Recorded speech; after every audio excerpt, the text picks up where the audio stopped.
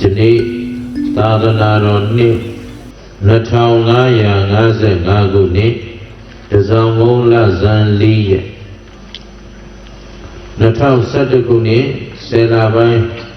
30ရက်နေ့ညကျေးဇူးတော်ရှင်ဧကမဟာပန္တိတမိုးကုတ်ဆရာတော်ဘုရားကြီးဤတရားဌာနထိုင်းနိုင်ငံဆုလတ်ဌာနီခရိုင်ကောဖကန်ကျွန်းပန်းတိုက်ဝတ်ဖို့ကျောင်းတိုက်ဝင်းအတွင်းရှိဓမ္မဘူဇနိယနေရာဌာန၌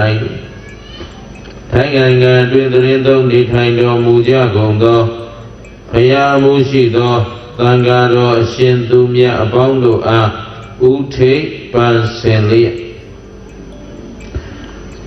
မြို့မြို့ဖလူကြီးမင်းများအားအမှုထား၍တရားပွဲတော်အကျိုးဖြစ်မြောက်ရေးအကျိုးတော်ဆောင်အဖွဲ့နှင့်တကွကောဖငန်းကျွန်းလုံးဆိုင်ရာဘုရားသာသနာပြုမြန်မာမိသားစုအပေါင်းတို့မှစုပေါင်းဆင်ရင်ကျင်းပပြုလုပ်အပ်သောပထမအကြိမ်ဓမ္မဘူဇနိယအခါကာလဒုတိယည၌တရားတော်နာကြွရောက်လာကြသောယောဂီသူတော်စင်များအားလုံးစိတ်ဤချမ်းသာခြင်းကိုယ်ဤကျမ်းမာခြင်းပြည့်စုံစွာနှင့်ဦးဇင်းတို့ဟောပြောပြသမဲ့သစ္စာတရားများကိုနာလဲနာနိုင်ကြပါစေနာတဲ့အတိုင်းလဲသိကြပါစေသိတဲ့အတိုင်းလဲဒီဘဝဒီခန္ဓာမစွန့်ကြခင်ကိုယ်ဒုက္ခကိုလက်ဆသိမ့်အောင်ကျင့်ကြံကြိုးကိုပွားများအားထုတ်နိုင်ကြပါစေလို့ရှိဥစွာမေတ္တာပို့သပေးလိုက်ပါတယ်နော်သစ္စာတရားတော်တို့ကိုဟောကြားရ၌အနန္တကိုအင်းကျေးဇူးရှင်များဖြစ်ကြသောဘုရားယရဏတရားယရဏသံဃာယရဏဤယရဏတော်မြတ်သုံးပါးတို့နှင့်တကွအမိအဖဆရာသခင်ကျေးဇူးရှင်အပေါင်းတို့အားပူဇော်ကျေးဇူးဆပ်သောအပြင်၎င်းဘုဇင်ဤမျက်မှောက်သို့ယနေ့တရားနာကြွရောက်လာကြသောတန်တရာဤဆွေတော်မျိုးတော်အပေါင်းတို့အားကျေးဇူးဆပ်သောအနေနဲ့ဟောကြားသွားမှာဖြစ်ပါတယ်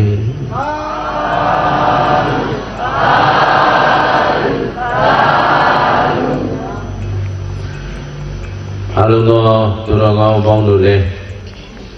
မိမိတို့ရဲ့မမိတ်မလေးအောင်မပေါ်ဆသောတတိမလျှော့သောဇွဲလုံးလကိုလက်ကင်ထားပြီးတော့ဒီဘဝဒီခန္ဓာမစွန့်ကြခင်ကလေးမှာ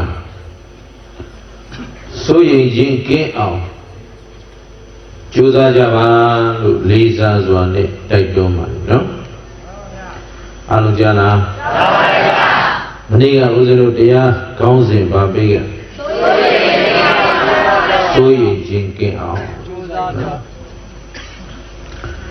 လူလောကကြီးကိုတဲ့လောကကြီးကိုလူလောကမှာမဟုတ်ပါဘူးလောကဓာတ်သက်ရှိတတ္တဝါတိုင်းကိုလွန်မိုးထားတဲ့တရားဟာနှစ်ပါးရှိတယ်အဲ့ဒီတရားနှစ်ပါးပါလဲဆိုတော့တောင်းတမှုနဲ့ကြောင်းကြမှုဘာလဲပါအဲ့ဒီတရားနှစ်ပါးရဲ့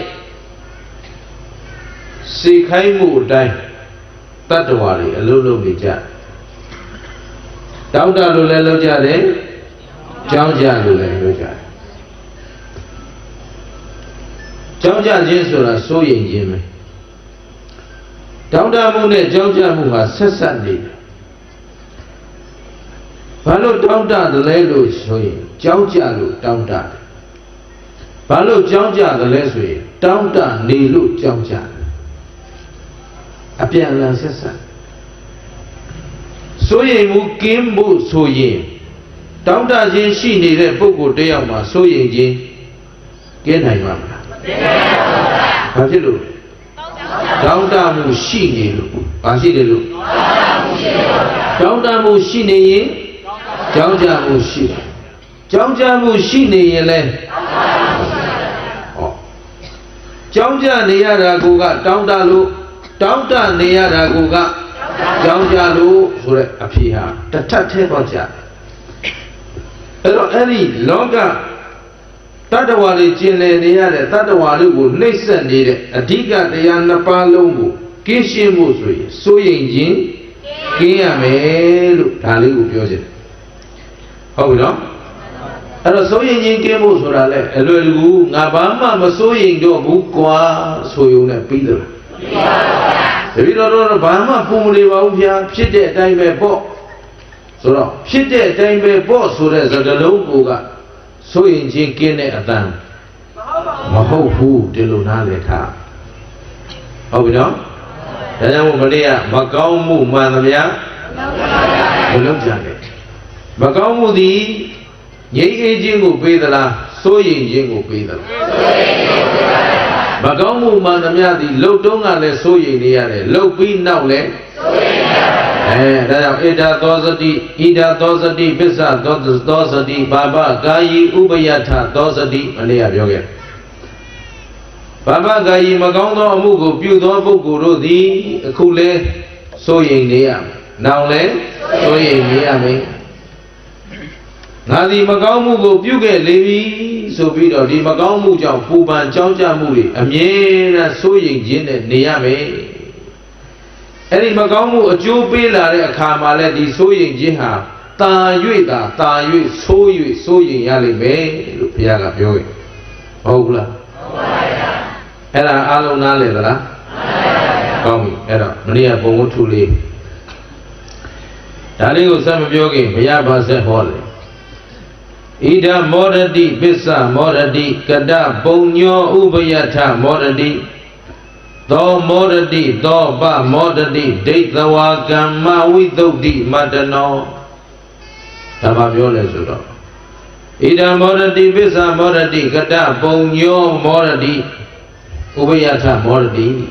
ကတပုံညောဆိုတာကောင်းမှုကုသိုလ်ပြုသောသူသည်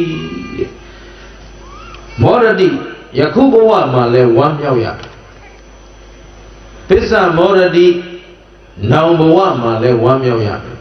ဥပယထမောရတိယခုပြစ္ဆုတ်ပံရောနောင်တန်တရားပါဝမ်းမြောက်ခြင်းတွေနဲ့ပြည့်စုံနေရမယ်သောမောရတိသောပမောရတိထိုသူသည်မိမိ၏စင်ကြယ်သောကောင်းမှုကိုသိမြင်ဝမ်းမြောက်ရတယ်ငါကောင်းမှုတွေပြုခဲ့တယ်ငါကောင်းမှုတွေပြုထားတယ်ငါလုပ်ထားတာမကောင်းမှုမပါဘူးကောင်းမှုတွေပဲလုပ်ထားတာဆိုပြီးတော့အမြဲဝမ်းမြောက်နေရတယ်ဒိဋ္ဌဝါကမ္မဝိသုဒ္ဓိမတ္တနောအလွန်လျင်စင်ကြယ်စွာဝမ်းမြောက်၍နေရတယ်အဲ့ဒါမကောင်းမှုပြုသူလားကောင်းမှုပြုသူလားကောင်းမှုပြုတဲ့သူဟာပြုစဉ်ခဏမှလည်းဝမ်းမြောက်ရကိုသူတော်လို့ကိုတရားနာရတာစိုးရိမ်မှုရှိလားရှိပါဘူးတရားနာခြင်းကြောင့်ကုသိုလ်ကောင်းမှုတွေမဖြစ်ဘူးလားဖြစ်ပါရဲ့ဗျာအခုလောလောဆယ်တရားပြီးအောင်ဟောတာမဟောတာခဏထားအောင်အခုလက်သလုံးမှာကိုသူတော်တို့တစ်ဘုရားတရားတန်ခါမိဘဆရာသမားကိုဝန်ချကြော့လိုက်ရပြီအဲ့ဒါဝမ်းနေစရာလားဝမ်းမြောက်စရာလားအကုသိုလ်လုပ်လားကုသိုလ်လုပ်ဩဃာသခွင့်ပြုပါဘုရားဘုရားတပည့်တော်တို့အားကာယကံဝစီကံမနောကံသဗ္ဗဒေါသခတ်သိမ်းသောအပြစ်တို့ကိုအနမတကသန္တရာကနေယနေ့ထိပြုခဲ့တဲ့ကာယကံဝစီကံမနောကံတွေမှာအပြစ်တွေရှိခဲ့ရင်ဘုရားတပည့်တော်တို့အားခွင့်လွှတ်ပါဆိုဘုရားယရဏတရားယရဏသံဃာယရဏမြတ်သုံးပါးမိဘဆရာသမားဆိုတော့မပြစ်မှားထိုက်တဲ့ပုဂ္ဂိုလ်တွေအားလုံးကိုပြစ်မှားမိသမျှဝန်ချကြော့ခြင်းသည်သူတော်ကောင်းတို့တွေ့စိုးရိမ်စရာလားဝမ်းမြောက်စရာလားဒါတို့အပြစ်ကိုခြေရပြီအပြစ်တွေခြေခဲ့ပြီနောက်တစ်ခါတရဏဂုံဆောက်တည်ကြတယ်တရဏဂုံ၃ပါးဆောက်တည်ခြင်းသည်ကုသိုလ်လားအကုသိုလ်လားကုသိုလ်ပါဗျာတစ်ခါ၈ပါးသီလတွေခံယူဆောက်တည်ရတယ်ကုသိုလ်လားအကုသိုလ်လားကုသိုလ်ပါဗျာဒီလောက်နဲ့ပြန်သွားအောင်ဒီတရားပေါ်မရှုံးရှင်းလားအခုရထားတဲ့ကုသိုလ်တွေနဲ့မနှဲတော့ဘူးဒါမှမဟုတ်တရားတစ်ပွဲရဲ့ကုသိုလ်ခုတရားပွဲမှာဆိုဦးဇင်းတို့ပြည့်စုံအောင်လုပ်ပေးတယ်ရှေ့ပိုင်းမှာတရဏဂုံသီလဆောက်တည်တယ်နောက်ပိုင်းမှာတရား15မိနစ်ထိုင်သေးတယ်နောက်မေတ္တာပို့သေးတယ်တစ္ဆာပြုသေးတယ်ဟုတ်ကလားဟုတ်ပါဘူးဒါနမှုတွေသီလမှုတွေဘာဝနာမှုတွေအစုံနဲ့ပြည့်စုံအောင်ဦးဇင်းတို့စီမံပေးထားတရားတစ်ပွဲရဲ့ကုသိုလ်ကိုမြတ်စွာဘုရားရှင်ကိုယ်တော်မြတ်ကြီးရှင်းပြထားတာရှိတယ် ဟောဒီစัจ java လာကြီးတစ်ခုလုံးအပြည့်ဆိုတော့စัจ java လာဆိုတော့ခင်ဗျားတို့မြင်ရင်မှမြင်မှာပေါ့ဗျာကိုကောင်းကင်မှာရှိတဲ့ကျယ်လေးတွေပိတ်တုံမမြင်ဘူးလားမြင်ပါဗျာအဲ့ဒီကျယ်ကလေးကဒါတော်တော်နီးသေးတာတဲ့အဲ့ဒါမျိုးအပြန်ဂရေကရာခြီးပြီးတော့ကျယ်တယ်စัจ java လာဆိုတာထားအဲ့ဒါသိကျယ်လို့နဲ့ခင်ဗျားတို့ဉာဏ်မမီဘူးဉာဏ်မီတော့ပြောအခုဒီကွင်းထဲတွေထိုင်နေတဲ့လူတွေတွေကိုထောင်ချီတဲ့ပရိသတ်မရှိဘူးလားရှိပါဗျာဒါကဘာပေါ်ကမြေကွက်လက်ကလေးသေးသေးလေးတစ်ခုပေါ်မှာထိုင်နေဟောဒီကဘာကြီးတစ်ခုလုံးအပြည့်ပေါ်မှာဒီလိုလူတွေထိုင်နေမယ်ဆိုအဲ့ဒီလူတွေရည်လို့ရနိုင်ပါဦးမလားအဲ့တော့ကဘာကြီးလုံးနေတာကိုဖြတ်လိုက်နော်အဲ့ဒီကဘာကိုအကျယ်ဝန်းရှိသလောက်ဖြတ်ပြီးတဲ့အပေါ်မှာအလူကံပုဂ္ဂိုလ်ထဲမှာအမြတ်ဆုံးဖြစ်တဲ့ဘုရားနဲ့ပစ္စေကဗုဒ္ဓဘာလို့လဲဘုရားနဲ့ပစ္စေကဗုဒ္ဓကိုဖြန့်ထားတဲ့ကဘာပေါ်မှာအပြည့်ထိုင်တဲ့အကြအလတ်မရှိအောင်ထိုင်ခုဒီနေရာမှာအကြအလတ်တွေရှိသေးတယ်ဟိုတန်းနဲ့ဟိုတန်းကြားတဲ့အကြားရှိတယ်ဒီကြားနဲ့ဒီတန်းကြားအကြားရှိတယ်ဟိုမှာကအကြအလတ်မရှိအောင်အပြည့်ထိုင်ဆိုတော့ကဘာကိုဖြန့်ပြီးဘုရားနဲ့ပစ္စေကဗုဒ္ဓတွေအပြည့်ထိုင်ရင်ဘယ်နှဆူရှိလို့ရည်နိုင်အောင်မလားအသိချေဆိုတာမသိကြဘူးလားအဲ့တော့ဘုရားပေါင်းအသိချေအနန္တအပြည့်ထိုင်တာအဲ့ဒီတိုင်းထိုင်ထားတဲ့အတိုင်းကိုတထပ်ပြီးတထပ်ပြီးတထပ်ပြီးဆင်းဟောဗြဟ္မဘုံ20အထိဆင်းဒါဆိုဘုရားအဆူပေါင်းရည်လို့အသိချေအနန္တဟုတ်ပြီနော်အဲ့တော့ဘုရားတဆူတဆူကိုသင်္ကန်းကပ်ရတဲ့ကုသိုလ်တင်မြောက်များလာစွာသောကုသိုလ်တွေအကျိုးတွေပေးတယ်ဆိုတာယုံမလားယုံပါပါအခုကဘာနဲ့အပြည့်ဘုရားပစ္စေကဗုဒ္ဓတွေပင့်ထားအဲ့ဒါကိုစัจ java လာအပြည့်ထလိုက်တော့ဗြဟ္မဘုံ30အထိမယီမတွက်နိုင်လောက်အောင်များပြားလာတဲ့ဘုရားပစ္စေကဗုဒ္ဓတွေကိုအမွန်မြတ်ဆုံးသောသင်္ကန်းအဖို့ထိုက်တန်ဆုံးသောသင်္ကန်းကိုတစုံစီကဒီဌာနတော့နော်ဒါပေမဲ့အဲ့ဒီလောက်များတဲ့ဘုရားပစ္စေကဗုဒ္ဓတွေကိုသင်္ကန်းတစုံစီကတ်လိုက်ရမယ်ဆိုရင်ဒီကုသိုလ်နှိုင်းဆလို့ရအောင်မလားမရဘူးအဲ့ဒီစัจ java လာအပြည့်ဘုရားပြောတာကဘာလောက်တွေမဟုတ်ဘူးစัจ java လာအပြည့်ဘုရားရှင်ကိုယ်တော်မြတ်တွေကိုဗြဟ္မပြည်တိထပ်ထားတဲ့ဘုရားအဆူပေါင်းများစွာကိုသင်္ကန်းကတ်တဲ့ကုသိုလ်ဟာတဲ့ဒီနေ့တရားတပွဲလုပ်တဲ့ကုသိုလ်ရဲ့256ပုံတပုံတောင်မမီသေးဘူးဘယ်ကုသိုလ်ကပုံမြတ်ကိုလုံးနေတဲ့အလုပ်ကိုသိပါရှင်းလားရှင်းပါပါတန်ဖိုးသိမှကျေးဇူးသိမှဘုရားတပွဲကုသိုလ်နေတဲ့ကုသိုလ်ဟုတ်မကြီးမတွက်နိုင်တော့အောင်ခုနကစัจ java လာအပြည့်ရှိတဲ့အနန္တဘုရားရှင်တွေကိုသင်္ကန်းတစုံစီကတ်တဲ့အမြတ်ဆုံးသောသင်္ကန်းတစုံစီကတ်တဲ့ကုသိုလ်ဟာဟောဒီတရားနာတဲ့ကုသိုလ်ရဲ့256ပုံတပုံတောင်မရှိသေးဘူးလေရှင်းရလားရှင်းပါပါဒါဖြင့်အလုံးမွန်မြတ်တဲ့အလုံးဆိုတာမသေးကြဘူးလားသိပါပါအဲမွန်မြတ်အကြောင်းကိုလည်းသက်သေပြပါတရားပွဲပြန်သွားရင်ဒီထဲမှာအမှတ်တရတွေမရှိနေစေနဲ့ကိုယ်မိုက်ကိုယ်သိကိုယ့်အကိုတာဝန်ယူပြီးရင်စီးမဲ့ကမ်းမဲ့မပြန်နဲ့စူးစူးညံ့ညံ့ပါတီပွဲကပြန်လာတဲ့လူတွေလိုမဖြစ်စေနဲ့ငါတို့ဘယ်ရပြန်မှာလဲဘယ်ဦးလာတာတို့ဘာလာလောက်တာတို့တခါလဲနားလဲတာကိုကြောင့်အမျိုးဘာသာသာသနာသိက္ခာမကြဘူးကိုဂျပန်မလေးရှားပြန်လာပြီးတော့မြဲပြောတဲ့စကားရှိတယ်ဂျပန်နိုင်ငံမှာဘာသာရေးပွဲလုပ်တော့မယ်မလေးရှားနိုင်ငံမှာဘာသာရေးပွဲလုပ်တော့မယ်နေရာအမှန်တရှားစင်ကာပူတူတူပဲမလေးရှားစင်ကာပူဂျပန်နေရာအခက်ခဲဖြစ်တော့နေရာတနေရာရဖို့ကိုမနေငါအဲ့ဒီနေရာတွေငါပြီးရင်ကြံပွဲလုပ်တယ်တည်င်းကျွတ်ပွဲလုပ်တယ်တစောင်းတုံးတစောင်းမုံပွဲလုပ်တယ်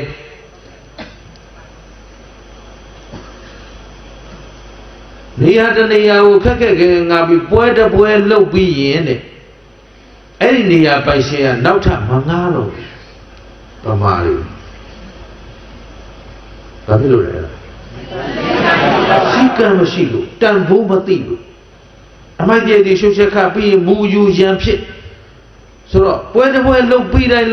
အဲ့နေရာဟာတခါလဲစီမဲ့ကမ်းမဲ့ဗယံပရာဖြစ်ပြီးကြံရခဲ့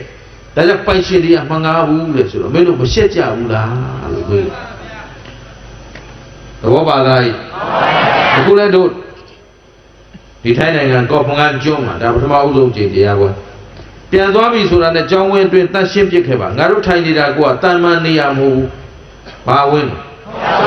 ဘုရားဝင်းကျောင်းဝင်းဟုတ်ပြီနော်အနေထိုင်မတက်ရင်ဘယ်သူအကုသို့ဖြစ်အေးအဲ့တော့ဘာသာတရားရဲ့တန်ဖိုးမယုတ်ရောက်အောင်နေထိုင်တတ်ဖို့လည်းလိုအပ်မလို့စီးနဲ့ကန်းနဲ့လမ်းပြန်ရင်လည်းစီးနဲ့ကန်းနဲ့ပြန်စနစ်တကျနေစူညံမလုပ်နဲ့ရှင်းသလားရှင်းပါပြီကောင်းပြီအဲ့တော့ကုသိုလ်ကောင်းမှုပြုသူသည်ပြုစဉ်ခံမှာလဲဝမ်းမြောက်ရတယ်ပြုပြီးတဲ့နောက်မှာလဲဝမ်းမြောက်ရတယ်အခုရောနောက်မှာဝမ်းမြောက်ရတယ်ဣဒံမောရတိပစ္စမောရတိဆိုတာဝမ်းမြောက်ပြီးနေရတယ်ဒါရင်လားမဟုတ်သေးဘူးဣဒနန္တတိပစ္စနန္တတိကတပုံညောဥပယထနန္တတိကတပုံညောကုသိုလ်ကောင်းမှုကိုပြုလို့ရှိသူသည်ဣဒနန္တတိအခုလဲနှစ်သက်ရတယ်အခုလဲကိုလုံးနေတဲ့အလုပ်သေးကိုနှစ်သက်ရတယ်ပျော်ရွှင်ရတယ်ဝမ်းမြောက်ရတယ်နှစ်သက်ရတယ်တချို့ကိုလုံးနေတဲ့အလုပ်ပေါ်မှာမနစ်မြို့တာတွေရှိပါဗျာမရှိဘူးလားရှိပါဗျာမနစ်မြို့ပဲလုပ်နေရလုပ်သူများစွာမရှိဘူးလားရှိပါဗျာကုသိုလ်ကောင်းမှုကဒီလိုမဟုတ်ဘူးတဲ့ဘုရားပေါင်းလေးလဲတယ်ပေါင်းလေးလဲရင်ကြည်နူးနေတယ်တောက်တော်ရင်လေးကတ်တယ်တောက်တော်ရင်လေးကတ်ရင်ကြည်နူးနေတယ်ဆွန်းလောင်းရင်ကြည်နူးနေတယ်ဆွန်းလောင်းရတဲ့အလုပ်ကိုနှစ်သက်နေသီလခံယူစောင့်တည်တယ်ကိုသီလစောင့်တည်ထားရတာကိုနှစ်သက်နေတယ်ဝမ်းမြောက်နေရှင်းလားရှင်းပါပြီအဲ့တော့ကုသိုလ်ကောင်းမှုလုပ်နေတဲ့ပုဂ္ဂိုလ်ဟာမနစ်မမြို့လုပ်နေရတာလားနှစ်သက်လုပ်နေရတာအေးနှစ်သက်စွာမြတ်နိုးစွာလေးစားစွာတန်ဖိုးစားစွာဣဒာနန္တတိပစ္စနန္တတိကတပုံညောဥပယထနန္တတိကတပုံညောကုသိုလ်ကောင်းမှုကိုပြုလို့ရှိတဲ့ပုဂ္ဂိုလ်သည်ဣဒာနန္တတိအခုလဲနှစ်သက်နေရတယ်ပစ္စနန္တတိနောင်လဲနှစ်သက်နေရတယ်ဥပယထနန္တတိအခုရောနောင်ပါဖြစ်လဲဟုတ်ပြီပုံညာမေကတံတိနန္တတိပုံညာမေကတံတိမေငါသည်ပုံညကောင်းမှုကုသိုလ်စုစုကိုကတံတိပြုခဲ့ရပြီငါကောင်းမှုပြုနေရပြီလို့နန္တတိနှစ်သက်နေတယ်ကိုပြုတဲ့ကောင်းမှုကိုကိုသိပြီးပါဖြစ်နေတယ်ဟောမကောင်းမှုသမားကြတော့ကိုပြုတဲ့မကောင်းမှုကိုကိုကြည့်ပြီးတော့စိုးရိမ်နေရတယ်ပူပန်နေရတယ်ဣဒာတပတိပစ္စတပတိမနေ့ကမပြောခဲ့ဘူးလားတပတိဆိုတာပူလောင်တာဣဒာသောစတိပစ္စသောစတိဆိုတာစိုးရိမ်တာအဲ့တော့မကောင်းမှုပြုဆိုတာစိုးရိမ်နေရတယ်ပူပန်နေရတယ်ကောင်းမှုပြုဆိုကြတော့ဝမ်းမြောက်နေရတယ်နှစ်သက်နေရတယ်တူသလားတူပါဗျာတန်ဖိုးခြင်းတူသလားဟိတူပါဗျာရှင်းတတ်ကြလားမကောင်းမှုပြုသူဟာအမြဲတမ်းတပူပူတဆူဆူနဲ့ပူလောင်ခြင်းဆင်းရဲခြင်းတွေကြုံပြီးတော့နေရတယ်ကောင်းပြီအဲ့တော့ဘိယောနန္တတိသုကတိသုကတောဘိယောနန္တတိအဲ့ဒီကောင်းမှုပြုသူသိပြီးတဲ့နောက်ကောင်းရာသုကတိဘုံတွေများရောက်သွားရင်တာပြီးတော့မြန်ပါဖြစ်ရနှစ်သက်ရသေးတယ်ရှင်းရလားရှင်းပါပြီနတ်ပြည်ရောက်တော့နတ်ပြည်မှာမနှစ်သက်လို့မနေခြင်းဘူးဆိုပြန်လာတဲ့နတ်များကြုံဘူးလားကြုံပါဗျာရှင်းလားရှင်းပါပြီကောင်းပြီအဲ့တော့နန္တတိကောင်းပြီနောက်တစ်ချက်ဆက်ပြီးတော့ဦးဇင်းတို့ပြောကြစို့မနေ့ကဟောခဲ့ကြတဲ့သုံးပါဘယ်သူအကြောင်းဟောခဲ့ရသော်ဘုရားရှင်ကိုရောမြတ်ကြီးကျောင်းသားမှာမနေ့ကဦးဇင်းတို့အဲ့ဒီစာအုပ်ကပါမလာဘူးကျေးဇူးရှင်ကျေးဇူးဆရာတော်ကြီးနဲ့ပြောရင်းဆိုရင်းနဲ့သူဟောကြတာဆိုတော့အမှတ်တမဲ့ရာဇယိုးလို့ပြောလိုက်တကယ်တော့တာဝတိပြည်ဇေတဝန်ကျောင်းသားမှာဖြစ်ခဲ့ဘယ်မှာဖြစ်ခဲ့လားဇေတဝန်ကျောင်းသားကဇေတဝန်ကျောင်းဆိုတာကတာဝတိမြို့ကြီးနဲ့မနီမဝေးမနီလွန်တော့မဝေးလွန်တော့အရာဆိုတော့အဲ့ဒီတာဝတိမြို့နဲ့ဇေတဝန်ကျောင်းနဲ့ကြားထဲမှာရှိတဲ့နတ်သသမားဟုတ်ပြီနော်အဲ့ဒီနတ်သသမားမနေ့ကပဲရောက်သွားပြီဘယ်ရောက်သွားပြီအဲ့ဒီဝတ္ထုထဲမှာထွက်ပြေးသွားတဲ့တယောက်ရှိတယ်အေးအဲ့ဒီသားတော်မောင်ဟာမိခင်ရဲ့အဆုံးအမတိုင်းငါသားငါတို့တော့ပြည့်စည်ပြီတဲ့ပြုတ်အပ်ခဲ့တဲ့မကောင်းမှုတွေကြောင့်ပြည့်စည်ပြီမိဘမေတ္တာများနော်ငါတို့ပြည့်စည်တဲ့ထဲငါသားမပါပါစေလင်ငါသားဒီလိုနောင်မပြည့်စည်အောင် ငါသားပြေတော့ဆိုပြီးတော့ရှာသမျှစုဆောင်းထားသမျှဝတ္ထုလေးတွေထည့်ပြီးသူသားကိုထည့်လို့လေဒါလည်းတွေးကြည့်ရတာအကြောင်းတော့ရှိဘူးအိန္ဒိယနိုင်ငံမှာအခုချိန်ကြီးလည်းအဲ့ဒီဓလေ့တွေရှိတဲ့လူမျိုးတွေရှိသေးတယ်ယောက်ျားသေးရင်မိန်းမပါလိုက်သေးရယောက်ျားသေးပြီဆိုမိန်းမအိုင်မီပုံနဲ့ခုံဆင်းလိုက်ခါလိုက်သေးအဲ့တော့ကိုလည်းသူခင်မွန်းတဲ့သေးပြီဆိုတော့သူလည်းဒီလိုနေမှာပေါ့အဲ့တော့သားလုပ်တဲ့လူပဲထွက်ပြေးသွားတယ်ဒီဝတ္ထုတွေထွက်ပြေးသွားပြီးတော့သားကဘယ်ရောက်သွားလဲဆိုတော့ကံအားလျော်စွာပရိသေတယောက်ရဲ့အိမ်မှာခိုလုံရဘယ်မှာအလုံးဝေးသောအရာတစ်ခုကပရိသေတယောက်ရဲ့အိမ်မှာခိုလုံပြီးနေရပြီးတော့ပဋိပညာတွေသင်တော့ဒီကလေးကဗီဇကောင်းသူဖြစ်မယ်ထင်ပါတယ်ဆရာကိုရိုးရိုးသေးသေးကြိုးကြိုးနွန်းနွန်းနဲ့ဆရာမိသားစုကိုပြုစုလုပ်ကျွေးတယ်ပညာကိုစနစ်တကျလိမ္မာပန်းတ်စွာသင်တယ်ပညာသင်တဲ့နေရာသိအရေးကြီးတာလိမ္မာပန်းတ်ဖို့အရေးကြီးပညာဆိုတာသင်တိုင်းတတ်တယ်ပန်းတ်မှုရှိတယ်လူမှတတ်တယ်ပန်းတ်မှုမရှိရင်တတ်နောက်ယိုသေးတဲ့လူမှတတ်တယ်မယိုသေးရင်ပညာကိုမယိုသေးတဲ့လူမတတ်ပါဘူးရှင်းလားရှင်းပါပြီအဲ့ဒါပဲပညာဖြစ်ဖြစ်ကျောင်းသားလေးတွေကျောင်းသွားဒီကလေးစာတော်တယ်ထူးချွန်တယ်ဘာလို့လဲဆိုပညာကိုသူယိုသေးတယ်ပန်းတ်မှုရှိအဲ့ဒီပန်းတ်မှုရှိတဲ့လူမှအဲ့ဒီပညာကိုပြန်အသုံးချတယ်ကဲထားတော့အဲ့ဒီနာသသမသားဟာဒါမို့လို့ဇတ်ကိုကဂောဘတကဇတ်ဆိုပြီးတော့ဂောတနွားသသမာဤပုဒ္ဒဂောဘတကပုဒ္ဒဇတ်နသသမသာဇတ်ဆိုပြီးတော့ဒီလိုလာတာဓမ္မပဒပါဠိတော်မှာနော်မလဝက်မှာပါတယ်အညစ်အကြေးဝက်မှာအဲ့တော့အဲ့ဒီမှာနွားသသမသာသည်ပရိပညာကိုသင်တယ်လိမ့်လိမ့်မမသင်တယ်ပပနနသင်တယ်ကြိုးကြိုးဆာဆာသင်တော့ထူးချွန်လာတယ်အဲ့တော့ထူးချွန်ထမ်းမြတ်တဲ့တပည့်လည်းဖြစ်တယ်လိမ္မာပန်းတဲ့တပည့်လည်းဖြစ်တယ်ပညာဆရာကဆရာစားမချံပဲနဲ့တခါတည်းသင်ပေးလိုက်ပြီးတော့ဒီထူးချွန်တဲ့တပည့်ကိုပဲသူ့သမီးနဲ့ပေးစားတယ်သူလိုပဲပြောကြစို့နော်အရေးချင်းရှိတဲ့လူဆိုတော့သူ့အားနဲ့သူကံကအချိုးပေးလာအဲ့တော့နသသမသာအိမ်တော်တွေပါလေကြားရွှေပရိဆရာကြီးဖြစ်တသက်လုံးကြိုးကြိုးကုတ်ကုတ်နဲ့ကြိုးစားပြီးတော့အလုပ်လုပ်တာအလွန်ချမ်းသာသားတွေသမီးတွေရမြေတွေမြစ်တွေရပေါ့အဲ့ဒီမှာသားသမီးတွေရတဲ့အခါကျတော့သားသမီးတွေအသေးသေးအိမ်တော်ချပေးမြေမြစ်တွေရသွားတယ်ချင်းသူကလည်းအမွေတွေခွဲပေးစောင့်ရှောက်အသက်ကကြီးလာဒီအချိန်မှာလေသူသားသမီးတွေကခိကလေးတွေကွာသွားတာဒီသားသမီးတွေကဗုဒ္ဓပွင့်ထွန်းပေါ်ပေါက်လာပြီးတော့ဗုဒ္ဓခေတ်မှာကြီးပြင်းလာကြတဲ့ကလေးတွေဆိုတော့အသိဉာဏ်ပညာရှိတယ်သူတို့ဖေကအမွေခွဲပေးလိုက်ပြီးတဲ့နောက်သူတို့စဉ်းစားတယ်တဲ့တို့ဖေဟာငါတို့ကြည့်နေတာတစ်သက်လုံးဒီပဒိန်ဘူထဲမှာတကုတ်ကုတ်တဲ့အလုံးလုံးလာတာဘာကောင်းမှုမှလောက်တာမမြင်ဘူးဘယ်သူကစဉ်းစားမင်းကပြောခဲ့ပြီနော်ကျေးဇူးအကြီးဆုံးပုဂ္ဂိုလ်ဘယ်နှယောက်ရှိတိဘုရားတရားသံဃာကိုကိုးကွယ်စေသူသည်ကျေးဇူးများတဲ့ပုဂ္ဂိုလ်နှစ်သစ္စာလေးပါးတရားကိုသိစေသူသည်အလွန်ကျေးဇူးများတဲ့ပုဂ္ဂိုလ်သုံး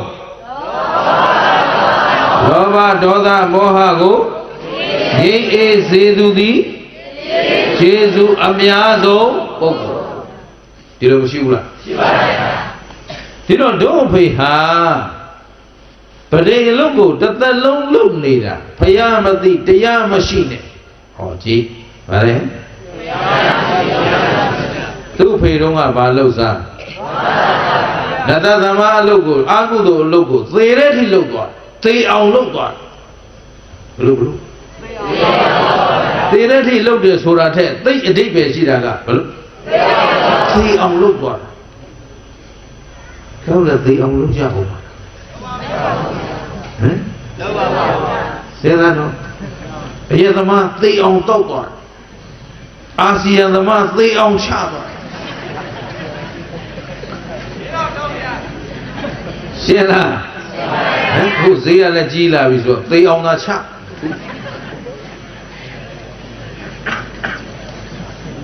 ရှင်းရလားသဘောပေါက်သလားသူတို့ယူရီးယားထိုင်းနိုင်ငံရောက်မှဘဝတုဒ္ဒတွေတိုးလိုက်တာမပြောနဲ့တော့အခုအာဆီယံတောင်သိရတို့သိထားတဲ့အာဆီယံတခြားဆိုတော့နောက်နေ့မြန်အာဆီယံဥက္ကဋ္ဌဖြစ်လာရင်လေအာဆီယံတွေဝေအောင်မယ်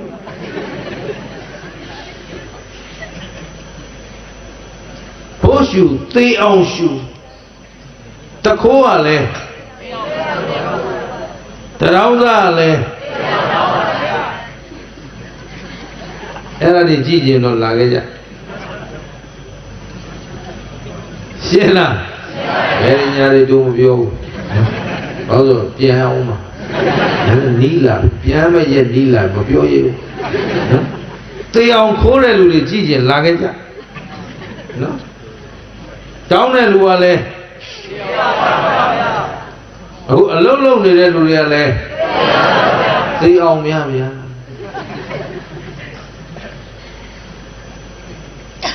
နားလေလားသဘောပေါက်ရလားကိုလမ်းကိုရွေးတော့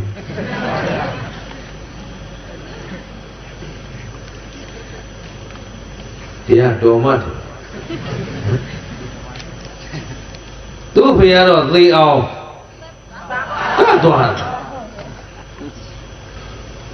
သူကလည်းအခုသေကနီးအထိပရိသေဆိုတာတကယ်တော့နတသမားကနွားတတ်တယ်ပရိသေကရွှေပိုးတယ်ဘယ်ပရိသေမှသခိုးမလို့တရားသားလို့တရားသားဖို့အပြည့်ပေးရတဲ့ပြင်အယောအတွက်ပါပေးရအယောတက်ကဘုရုရွှေရော့သွားတာတော့လို့ကျုပ်ကငယ်ငယ်လေးကလေးမေးဘူးတယ်သူမင်္ဂလာသင်္ချာတော်တယ်တော်တာဆိုလို့အဲ့တကူပဲရှိတာနော်ဖေဖေကိုမေးဘူးတယ်အိမ်မာကရွှေစုတဲ့အလေးရှိတယ်မေမေကအဲ့တော့ရွှေစုပြီးတော့သူကလက်ဝတ်ရတနာလေးတွေလောက်သားတဲ့သမီးတွေကိုအမွေပေးဖို့ပေါ့လေစိတ်တစင်စားဗရမယတစင်စားဘာညာကုကပေါ့အခုရှိလားလို့တော့မမေးပါနဲ့ဘာမှမရှိပါမေမေရဲ့အစီအစဉ်အဲ့တော့သားသမီးတွေကြီးလာအိမ်တော်ကြရင်ဆိုပြီးသူစုထားတာမေမေကတော့စုရှာတယ်သားသမီးပေါင်းနှမ၄ယောက်ကလည်းတကောင်မှမစွန့်အဲ့တော့အဲ့အဆက်တွေအလကားဖြစ်နေတယ်ယူချင်းရင်လာကြနော်အဲ့ဒီမှာတစင်စားစီလို့တော့ဗရိန်တွေသွားရွေးရင်သူမင်္ဂလာပေါရှာအမြဲတမ်းဖတ်တယ်အယော့တွေနားမလဲဘူးအယော့တွေဆိုတာဘာလဲအဲ့ဒီရွှေယော့သွားလို့ဒါပေမဲ့ယော့သွားတဲ့ရှေ့ကကျုပ်တို့ရခဲ့တာလားသူတို့ယူထားလိုက်တာလား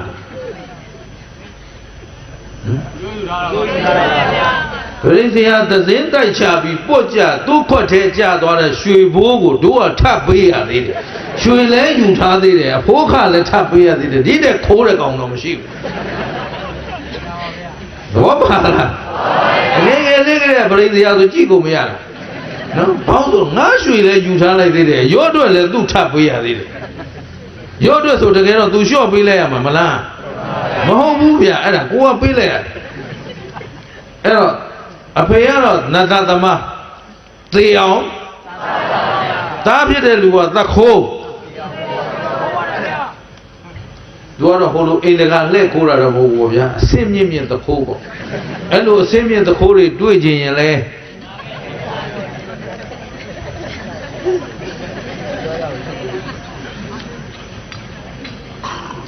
လောက်ဆိုသဘောပေါက်တယ်နော်မအပါဘူးမအလို့ကျွန်းနေတောင်ရောက်ပြထားလိုက်တော့အဲ့ဒီမှာသားတွေသမီးတွေကစဉ်းစားတယ်တဲ့တို့ဖေဟာငါတို့သိရသလောက်တော့သူ့ဘဝမှာကောင်းမှုပြုခဲ့တဲ့အခါမရှိဘူးတဲ့ဘုရားမသိတရားမရှိနေခဲ့တာမဖြစ်ချီဘူးกว่าတဲ့တို့တွေအဖေအတွက်အကျိုးရှိအောင်ဗါတယ် အဲ့စကလုံးတွေထပ်ပြောသမှာဗါတယ်အဖေအတွက်အကျိုးရှိအောင်လုပ်ကြအောင်စို့ဟောတော်လိုက်တာဒီသားသမီးတွေနော်အဲ့လိုဒီလိုအတွေးလေးတွေပေါ်ဘူးလားပေါ်ပါဗျာဟမ်ပေါ်ပါဗျာတို့လို့ပြောမရေးကြည့်ရဒီမေဒီဖေးကဒီရွယ်ကြီးရောက်အောင်ကျွေးခဲ့ရတဲ့အပြင်တချို့များလေအရှက်မရှိဟိုဗမာပြည်မှာပြောတာဒီထိုင်းရောက်နေတဲ့လူတွေမပါပါဘူးဟိုဗမာပြည်ကလူတွေအရွယ်ရောက်အောင်လဲကျွေးမွေးစောင့်ရှောက်ခဲ့ရတယ်ပညာတွေလည်းသင်ပေးခဲ့ရတယ်စီးပွားရေးတွေလည်းချပေးပြီးပြီအိမ်တော်လည်းချပေးပြီးပြီဒီထက်ကသူယူထားတဲ့မိန်းမသူယူထားတဲ့ယောက်ျားမွေးလာတဲ့မြည်ကျွေးထားရတာကိုဒါအဖေမေမသိခင်ကအမွေစွတ်တောင်းပြီးတော့အဖေမေတရားပြန်ဆွဲတဲ့လူတွေဗမာပြည်မှာရှိသေးတယ်အဲ့တော့တွေ့တယ်မင်းတို့တော်အရှက်မရှိအရှက်ဆိုတာဒါလူကြားတဲ့မို့လို့လုံးဝဟိုအရှက်လို့ပြောလိုက်ချင်တယ်နော်ဘုန်းကြီးဖြစ်နေလို့ပလင်မွားနေတော်အရှက်မရှိတဲ့ကောင်းနေပဲကိုကမိဘကိုပြန်လှုပ်ကျွေးရမယ်ချိန်ရောက်ပြီငါ့ကိုဒီသက်ဒီရွယ်ဒီကျွေးမွေးစောင့်ရှောက်ထားတာအဲ့တော့အမေကိုဘာပြန်ပေးရမလဲအဖေကိုဘာပြန်ပေးရမလဲဘယ်လိုလုပ်ပေးရမလဲတော့မစင်စားဘူးအဖေရှိတဲ့ပစ္စည်းအမွေခွဲဖို့ရှင်းလားရှင်းပါပါတော်ဆိုးလားအခုပြိဿသားသမီးတွေကတော့တော်တယ်ဗျာဘယ်လိုစဉ်းစားအဖေအတွက်ကြိုးရှိအောင်ငါတို့စီမံကြစို့ဆိုတော့အကိုကြီးကပြောညီငယ်လေးကကဲဒါဖြင့်ကိုကြီးဒါဖြင့်တို့ဘယ်လိုလုပ်ကြမလဲအဖေကြိုးရှိအောင်ဟာဒီလိုလုပ်မယ်ကွာသဇီဝဗတ္တသက်ရှင်ဆွမ်းကပ်ပါလေသက်ရှင်ပါဘာဆွမ်းသက်ရှင်ပါအသက်ရှင်နေတော့တို့အဖေအသက်ရှင်နေတော့တို့အဖေအသက်ရှိတော့သက်ရှိဆွမ်းကပ်မယ်ပါလေသက်ရှင်ပါဒီကြမှာစမ်းခေါ်ခမရတော့အသက်ပြောက်မှသက်ပြောက်ဆွမ်းရက်လွယ်စွမ်းကျဲတဲ့လောက်ကခမရအဖေမေမရတော့ရှင်းလားရှင်းပါပြီသူကသေသွားတဏ္ဍနဂုံလေးမှမတင်လိုက်ရဘူးရှင်လုံးတင်ထားသေသွားမှတော့ပြက်ပြီးတဏ္ဍနဂုံဘာလို့မရရှင်းလားရှင်းပါပြီသဘောပေါက်သလားပေါက်ပါပြီသူတို့ဘာဆွမ်းကပ်သက်ရှင်စွမ်းတို့ဖေအသက်ရှိထင်ရှားရှိတော့အဖေကောင်းမှုကိုမျက်ဝါးထင်ထင်မြင်သွားရအောင်ငါတို့သက်ရှိစွမ်းကပ်မဟေးသဇေဝဗတ္တာလို့ခေါ်တယ်ရှင်းရလားရှင်းပါပါသဘောပေါက်သလားပေါက်ပါပါအဲ့ဒီဆွမ်းမျိုးကြားဘူးလားကြားပါပါသာဓုသာဓုသာဓုဘုရားဘာသာဝင်နေနော်ကတ်တော်ကတ်နေကြတာပဲဘာကတ်ကြတယ်ဘာရွယ်ချက်နဲ့ကတ်တယ်ဒါသိအရေးကြီးတယ်အဲ့တော့တော်လို့သိထားမှာအခုလောလောဆယ်ကုသိုလ်ကောင်းမှုဆိုတာသေမလုပ်လို့ဘယ်ချိန်လို့မသေးခင်လို့အဲ့တော့မသေးခင်လုပ်မယ်ဆိုတော့သူ့အဖေအတွက်ကောင်းမှုကုသိုလ်ပြုကြတော့မယ်ဆိုတော့သေသွားမှအဖေရေအမြလုပ်နေတာနဲ့ဆိုင်ရင်မသေးခင်ကကောင်းမှုကိုအဖေမျက်ဝါးထင်ထင်တွေ့အောင်လုပ်တာမကောင်းဘူးလားမှန်ပါဗျာ။ခိုင်ကြည်စမ်းသားတွေသမီးတွေတခါလဲစီဝေးတိုင်ပင်ပြီးတော့အိမ်တိုင်းမှာအဖေသားအိမ်ကိုကြွခဲ့အောင်သားသမီးတွေဒီနေ့အဖေပွဲလုံးမလို့ဘာပွဲတော့ဘယ်သူပွဲနေတော့ဟာနေတော့ငါမေ့ကုန်ပြီအသက်ကကြီးလာပြီဘယ်သူပွဲနေမှာမဟုတ်ပါဘူးအဖေကြွတာကြွခဲ့ပါပြင်လာဘုရားပြင်မလို့ဘာညာဆိုလာကြမှာလားနော်တရားနာဆိုရင်ဥပမာဒီမှာလေရှင်ပြုအလူတွေကျောင်းရည်ဆက်ချအလူတွေမရှိဘူးလားရှိပါပါဘုရားပွဲပေါ့လေဘုရားပူဇော်ပွဲမှန်တော့ဘုရားပွဲလည်းပွဲလုပ်ပြီးတာတရားနာဘာညာမပေါ့ဒီတော့ဖိစာထဲမှာတော့ခတ်တီတီပဲရေးထားတာပဲမိမိတို့ရင်၌ဖြစ်သောသာလယရဏမြတ်ယရဏတို့အားတာမဏေရပပ္ပဇအလူတော်မင်္ဂလာသာသနာပေါင်းတို့သွတ်သွင်းချီးမြှောက်ကြမည်ဖြစ်ပါသောကြောင့်ကျွန်တော်ကျမတို့နဲ့အတူရေဆက်သွန်းချအမြတ်တမ်းပေးဝေရန်ရေဆက်ချအနုမောဒနာတရားနာယူရန်ကြွကြပါလို့ဖိတ်စာလဲတော့တရားနာကြွပါလို့ဖိတ်တာဟုတ်ပြီနော် ကျောင်းတော်ကြီးကိုစောင့်လူထားတဲ့ကျောင်းလွတ်ပူဇာအဖြစ်တရားနာကြွကြပါဖိတ်စာတိုင်းမှာတော့တရားနာကြွကြပါကြွလာတဲ့ပရိသတ်ကစားပြီးတော့ပြန်လာတရားဟောတော့မယ်ဆိုတော့လူတော့ဦးဇင်းတော့ကျောင်းမှာလုပ်တဲ့ပွဲဘယ်တော့မှအရင်မကျွေးလာတဲ့လူအကုန်လုံးဓမ္မယုံနဲ့ထဲဝင်ချင်းချင်းဘဝင်ချင်းချင်းဝင်ထိုင်ချင်းချင်းမထိုင်ချင်းချင်းထိုင်နာချင်းချင်းမနာချင်းချင်းနာပြီးမှစားပါစေရှင်းလားဖိတ်ထားတာတရားနာသူတို့ကဝါပြီးပြန်ပြီဒီတည်းအတင်းပြောသွားတယ်မချောက်ကငန်းလာ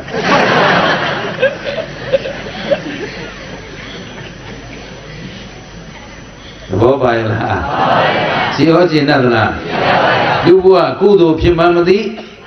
အာကုသိုလ်ဖြစ်မှမသိဒီတော့တာကြီးလောက်တဲ့လူကငါအိမ်ရင်ဆုံးကမကွာဖိခေါ်ဖိပရင်ဆရာကြီးကလာတော့ငါသားဘာလို့လုပ်လဲမသိဘူးအိမ်မှာလည်းလူတွေစီနဲ့အားလုံးရောက်လာသားဘာလို့အောင်ခရဆောင်ဖိဒီနာထိုင်ရှေ့ဆုံးကနေရပေးထားအဲ့တော့သူဘုရားကိုပြင့်ထားပြီးသားပြီဆိုတော့ဘုရားမှုရှိတဲ့တန်ခါတွေကြွားလာဝါနဲ့ကြည့်တယ်သူဘာမှမသိဟမ်ဘယ်စာဓုတွေပြင့်လာလဲနော်အဲ့တော့ပရိသေပရိအလုံးနဲ့ပဲအသက်မွေးနေတာသူဘာရညာရမသိဘူးဒါကြောင့်မလို့ဘုရားပွင့်တဲ့အရာမှနေပြီးဘုရားပွင့်မှမသိလိုက်တဲ့လူတွေဘုရားလက်ထက်မှာတပုံကြီးရှိရှင်းလားအဲ့တော့ဘုရားသာသနာနဲ့ကြုံဖို့ဆိုတာလွယ်သလားလွယ်ပါဘူးခင်ဗျားတို့ကြုံမကြုံအဲ့တော့မှဘုရားရှင်ကိုတော်မြတ်ကြီးကရောက်ပြီဆိုတော့သွန်နေကသူ့ဖေကိုယ်တိုင်ကခိုင်းပေါ့လေသွန်ခဲဘွယ်ဘောဇင်ချွချင်းတွေပြုစုလှုပ်ကြွေးဘုရားရှင်ကိုတော်မြတ်ကြီးတော်ပြီးတန်ပြီးဆိုတဲ့တိုင်အောင်ပြုစုလှုပ်ကြွေးဆက်ကပ်ပြီးတဲ့နောက်အရှင်ဘုရားတဲ့ဘုရားတပည့်တို့အဖေဟာအသက်ကြီးလာပါပြီတဲ့ဒီသက်ဒီရွယ်အထိတပည့်တော်တို့သိခဲ့သလောက်တော့ဘာကောင်းမှုမှပြုဘူးတယ်လို့မြင်လည်းမမြင်ဘူးကြားလည်းမကြားခဲ့ဘူးဘုရားတဲ့တပည့်တော်တို့အဖေကိုအကြောင်းပြု၍ဒီဆွမ်းကိုကပ်ပါတယ်ဒါကြောင့်တပည့်တော်တို့အဖေကိုအစင်သနာခြင်းကိုအကြောင်းပြု၍အနုမောဒနာတရားဟောကြားပေးတော်မူပါဘုရားသားတွေဝိုင်းလျှောက်တော်မှာဟိုရဲ့ငါတို့တယ်ဘောပါဒရာအဲ့တော့မှသူသဘောပေါက်တာအဲ့တော့မှဘုရားရှင်ကိုတော်မြတ်ကြီးကဒကာကြီးတဲ့ဗန္ဓုပလာသောဝန္ဒာနိတိယမပုရိသာပိစတေဥပထိတ်တာဥယောဂမုခေသဒိဋ္ဌတိပါထေယံပိစတေနဝိဇ္ဇတိခင်ဗျားတို့လည်းမသိဘူးကျုပ်လည်းမသိကျုပ်ကလည်းစာကြည့်ဖတ်ခင်ဗျားတို့လည်းကြားတော့ကြားလိုက်ဒါပေမဲ့ဘုရားဟောဒေသနာဆိုတာသက်သေပြုခြင်းလို့နော်ဘုရားကပါဠိလိုပြောတယ်ဗန္ဓုပလာသောဝဒါနိတိဒါယကာကြီးတဲ့သင်ဟာအခုဟာဖြော့တော့တဲ့ရော်ရွဲ့ဝါကလေးလိုဖက်ရွက်ဝါကလေးလိုဖြစ်နေပြီဒကာကြီးဘလောက်အိုနေပြီဆိုတာနော်ဘယ်လိုဖြစ်နေလဲဖြော့တော့တဲ့ဖက်ရွက်ဝါလေးလိုမကြခင်ကြွေတော့ရှင်းရလားအရင်ဆုံးပြောတာဒကာကြီးသင်အိုးနေပြီလို့ပြောတာဘယ်လိုပြောတာအိုးနေပြီမကြခင်အေးအဲ့တော့သင်အိုးနေပြီနားနေပြီမကြခင်သေတော့မှာဗန္ဓုပလာသောဝဒါနိတိဥပါဒကသင်သည်ယခုခါဖြော့တော့သောဖက်ရွက်ရောအရွက်တောင်ရောနေပြီနော်ဖက်ရွက်ရောကဲ့သို့ဖြစ်နေပြီတဲ့ယမပုရိသာပိစတေဥပထိတာဒါသိရေးကြည့်တယ်ယမပုရိသာပိစတေဥပထိတာယမဆိုတာသေမင်းတမန်ယမမင်းကြီးမင်းအနာရောက်နေပြီပါလေသေမင်းတမန်ယမမင်းကြီးမင်းအနာရောက်နေပြီမကြခင်ခေါ်တော့မှသေမင်းကရှင်းရလားဟဲ့ဩယောဂမုခေသဒိဋ္ဌတိသေသည်သေပေါက်သေဝကိုရောက်နေခဲ့ပြီဘဝဏိကုံအဆုံးနာရောက်နေပြီသေလူပြီလို့ပြောတာတက်တော့တက်တာပြောတာနော်ဘုရားတရားစဟောလိုက်တယ်ဒကာကြီးသင်အိုးပြီးနာပြီးမကြခင်ဘာဖြစ်တော့မှာ သေတော့မှာခုလည်းခင်ဗျားတို့ဒီမှာတရားလာနာကြတာသေကနီးတွေလားသေကဝေးတွေဟေးပြောရလိုက်တာတရားဟောနေတဲ့ပုဂ္ဂိုလ်ဟောသေကဝေးလားသေကနီးလားအပြန်သွားမှာနော်လူပြန်လောက်ငယ်ငယ်လေးရှိသေးသေကနီးခုမှ40ကျော်9နှစ်တွင်ရှိပြီဘဝစမလို့9နှစ်ရှိသေးကြောင်းတောင်အားပြီ9နှစ်ပြည့်မှကြောင်းအားတော့40ကျော်မှဘဝစအခုမှတို့44ရှိသေးတာ4နှစ်ကြောင်းအားဖို့တောင်တစ်နှစ်လို့ပြီကဲပလင်မော်တရားထိုင်ဟောနေတာသေကဝေးကြီးလားသေကနီးကြီးလားမကျေနပ်ပြန်မှာနော်သူတို့ကတော့ရီမှာပေါ့သူတို့ပြန်မဖို့မှပြန်မရပါလေရီမှမဖို့ရတယ်ရီလေကောင်ရောက်လို့အားလုံးတက်ညီလက်ညီဖြေသမ်းပါဟောနေတဲ့ပုဂ္ဂိုလ်ကြီးကတော့သေကဝေးလားသေကနီးလားသေကနီးကြီးဗျနော်သေတာမှတော်တော်နီးနေပြီငါသည်ဘုရားတရားသည်အခြေလိုက်သာလို့တော်သည်ငါသည်ဘုရားတရားသည်အချိန်ပိုင်းသာလို့တော်သည်ငါ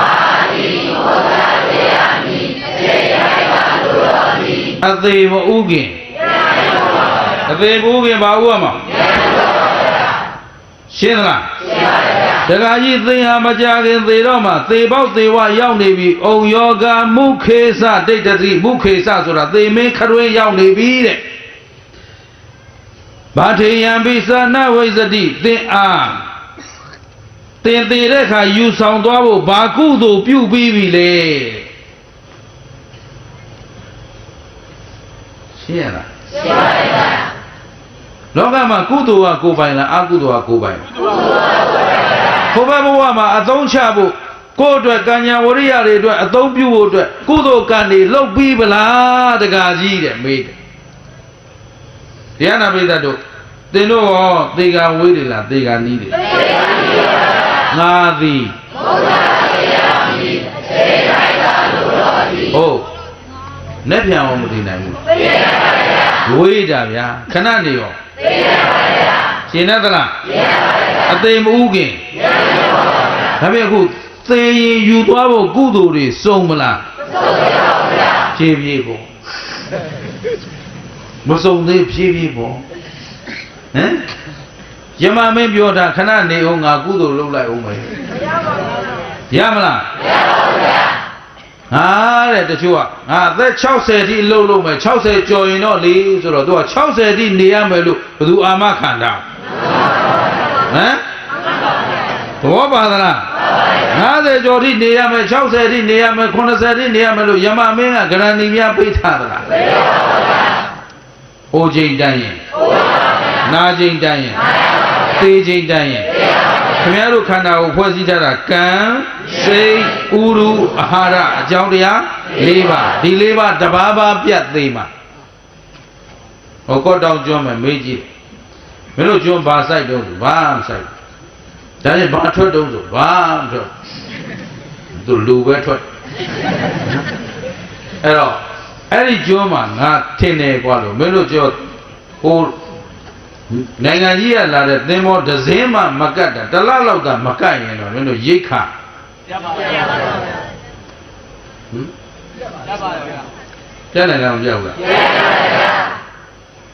အားကိုးတယ်ရှိရလားရှိပါပါဗျာဒါပေမဲ့သူတို့ကိုသူတို့များသေလိမ့်မယ်လို့မသိပါဘူးဗျာဟမ်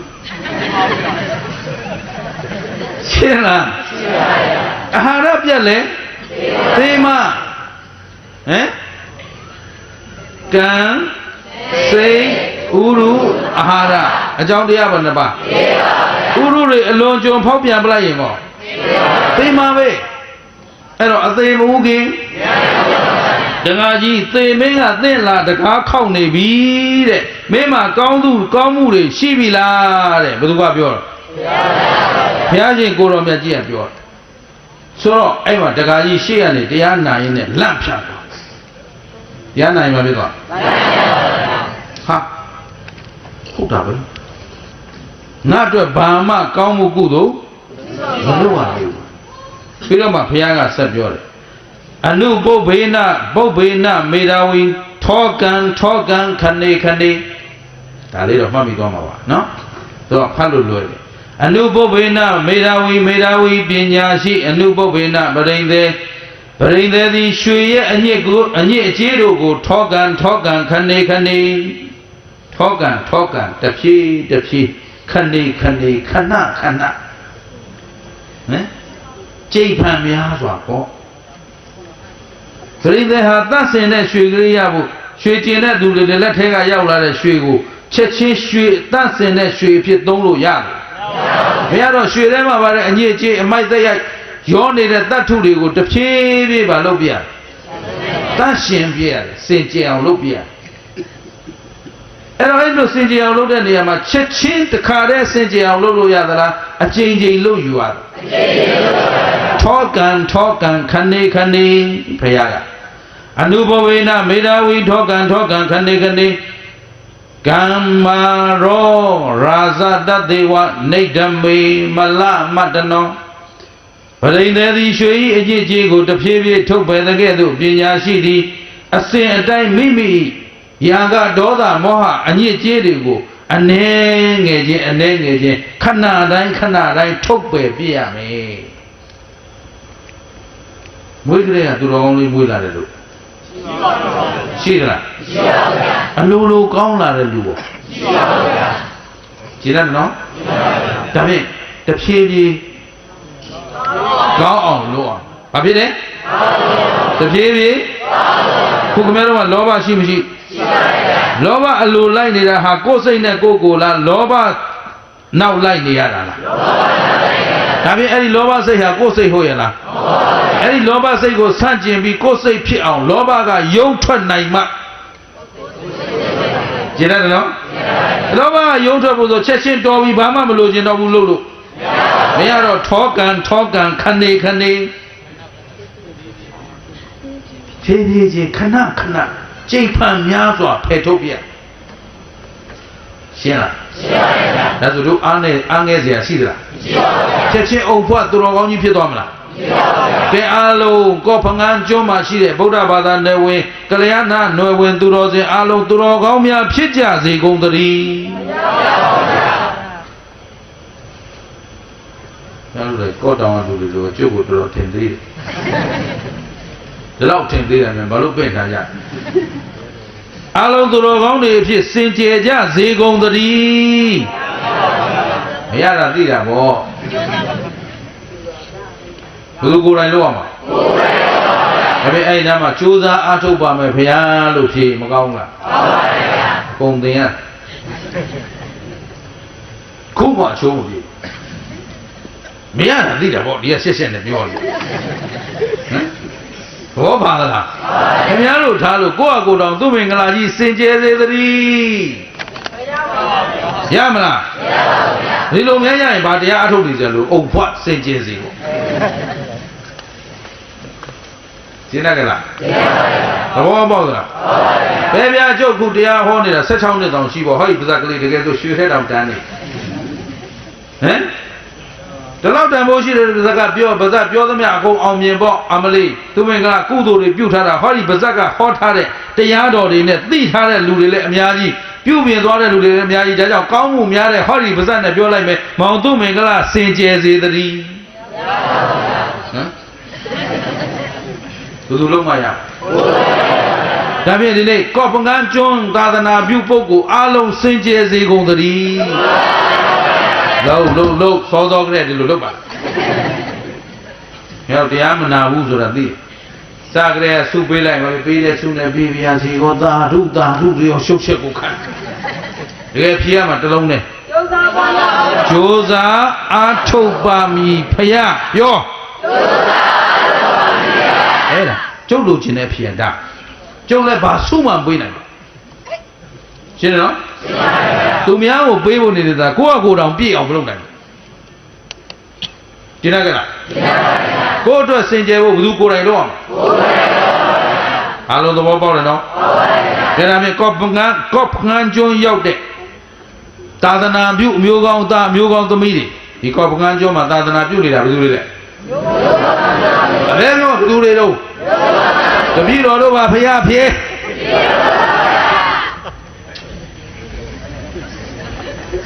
ကျုပ်ကတော့ငါထက်လေတဲ့လူတွေဒီကျွန်းရောက်နေတယ်ထင်တာမှန်တော့အလို့ကိုကျွန်းပေါ်နေရတာရှင်းလားတော်တော်အလို့ကိုသူတို့ကျွန်းပေါ်ရောက်နေတာဟမ်ဒီကျွန်းမှာသာသနာပြုနေတာဘယ်သူတွေတော့ခင်ဗျားတို့ရဲ့အပြုအမူအနေထိုင်အပြောဆိုကြည်ပြီးတော့ဗုဒ္ဓဘာသာကိုအားကျပြီးဗုဒ္ဓဘာသာဝင်လာတဲ့လူရှိလား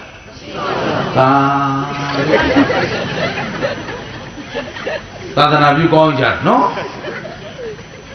ကျင့်ဗုဒ္ဓဘာသာတွေသိရင်ကြည်တာသူတို့များကြမ်းကြမ်းတမ်းတမ်းပြောတယ်လို့တစ်ခါမှမရှိဘူးသူတို့မူးယူနေတယ်လို့လည်းမရှိဘူးအာဆီယံဘယ်သူထွင်တော့ရွှေဗမာတွေလေအတော်ညံကောင်းတာမဟုတ်တာအစဗမာပြည်ရဆိုတာအမှန်ရှင်းနော်ရှင်းရောရှင်းတတ်ကြလားမြန်မာလူမျိုးဂုံကိုထိမ့်သိမ်းဆောင်ရှောက်အောင်မှာဘု து တာဝန်ဒါကြောင့်အမျိုးဘာသာသာသနာကိုဘု து ဆောင်ရှောက်ဒါကြောင့်အမျိုးဘာသာသာသနာကိုယ်သာဆောင်ရှောက်ရပြော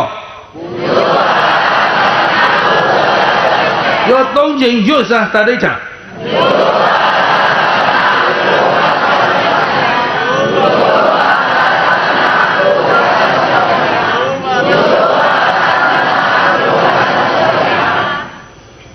ဒီနေ့မြန်မာလူမျိုးကိုစောင့်ရှောက်အောင်မှာဘယ်သူလဲကိုမလို့နဲ့ကိုရမင်းနေမလို့နဲ့ဒီစိတ်ပြောင်းသွားတယ်တပည့်တော်တို့ပါဖေဟာပြောဒီနေ့မြန်မာအမျိုးသားရဲ့ဂုံကိုစောင့်ထိန်ရမှာဘယ်သူတွေလဲဒီနေ့ဗုဒ္ဓဘာသာရဲ့တန်ဖိုးကိုပြရမှာဘယ်သူတွေလဲဒီနေ့ထိုင်းနိုင်ငံကော့ပငန်းကျွန်းမှာသာသနာပြုနေကြတာဘယ်သူတွေလဲရှင်းလားခင်ဗျားတို့ရဲ့အပြောဆိုအနေထိုင်အပြုမှုသည်သာသနာနဲ့တသားနဲ့သွားနေတာဗုဒ္ဓဘာသာမြန်မာလူမျိုးဆိုရင်ဗုဒ္ဓဘာသာပဲတွဲသိပြီးသားဗုဒ္ဓဘာသာဆိုရင်မြန်မာလူမျိုးပဲတွဲသိပြီးသားရှင်းတယ်နော်ရှင်းပါဗျာဒီမှာဒီနိုင်ငံကလူတွေဆိုးတယ်တွန်းတယ်လက်ခံတယ်ဘာလို့လဲသူတို့ကိုးကွယ်တဲ့ဘာသာကိုကထေရဝါဒဘာသာအစစ်ဖို့ဒီနိုင်ငံမှာထေရဝါဒပျောက်ခဲ့တာကြာပြီရှင်းလားရှင်းပါဗျာအဲ့တော့ရှမ်းတွေကရိုင်းတာမပြောနဲ့လေသူတို့ရိုင်းတာတဲ့ပိုရိုင်းနေတဲ့ဗမာတွေရှိနေသေးမှတော့ဘာမှပြောစရာမလိုဟမ်လိမ္မာရင်ကျေးတဲ့အဆုံးအမတွေခင်ဗျားတို့ကျုပ်တို့မှာရှိမရှိရှိပါဗျာဘုရားဘာသာတဲ့တန်ဖိုးရှိတဲ့ဘာသာကဘာမှာရှိပါဗျာဒါတကဘာလုံးကဝန်ခံထားပြီတကဘာလုံးကသက်သေပြုထားပြီတကဘာလုံးကသဘောတူလက်မှတ်ရေးထိုးထားပြီဘုရားဘာသာကြောင့်ဖြစ်တဲ့စစ်ပွဲဆိုတာမရှိဘူးဘာသာတရားကြောင့်တပ်ဖြတ်မှုဆိုတာမရှိဘူးရှင်းလားရှင်းပါဗျာဘယ်သက်မလို့ဘာမှမယုံကြည်ချက်မရှိဘူးနောက်ဆုံးတော့အဓိပ္ပာယ်အဲ့လိုဖြစ်သွားရှင်းလားသဘောပေါက်သလားအမှန်တန်အစင်းမြင့်တဲ့ဘာသာဒီတဲ့အစင်တန်းမြင့်တဲ့ဘာသာမရှိတော့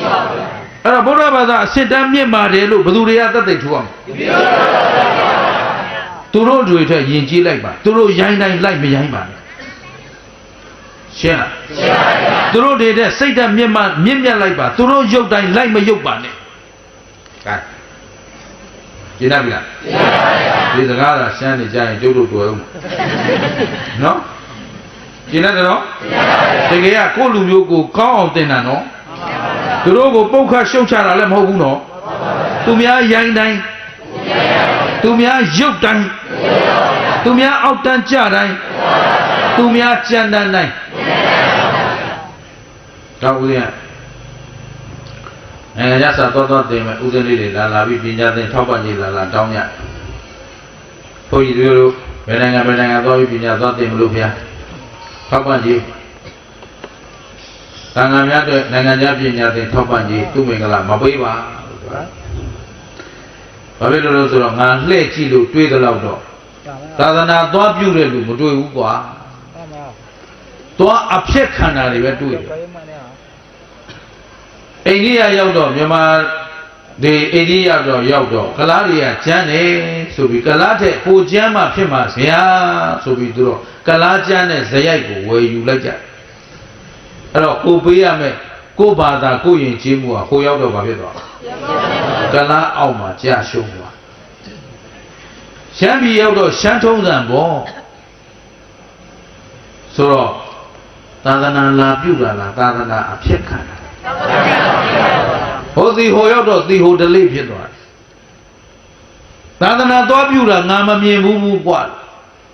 လိုချင်တဲ့ပညာဗမာပြည်မှာအကုန်သိကဘာရရကပညာမြန်မာပြည်မှာမရတဲ့ပညာတစ်ခုမှမရှိဘူးလို့မင်းတို့နိုင်ငံခြားယောဂမထနိုင်ဘူးလို့ရှင်းပါဗျာအင်္ဂလိပ်စာနော် sentence construction pronunciation နော်အင်္ဂလန်ကတောင်မြန်မာပြည်ကိုချီးကျူးယူရတယ်သူတို့နိုင်ငံမှာအဲ့ဒါလောက် sentence construction တွေကို grammar တွေကိုပိုင်နိုင်မသိတော့ဘူးမြန်မာပြည်မှာသင်နေတာဟာအင်္ဂလိပ်စာအစစ်အမြင့်ဆုံးပဲလို့အင်္ဂလန်ကတောင်ချီးကျူးတက္ကသဘာသာဒီတိုင်းပဲကျမ်းရင်းကနေစပြီးမူရင်းဘာသာစကားပြောတဲ့လူထက်တတ်တဲ့လူတွေဗမာပြည်မှာတပုံကြီးရှိ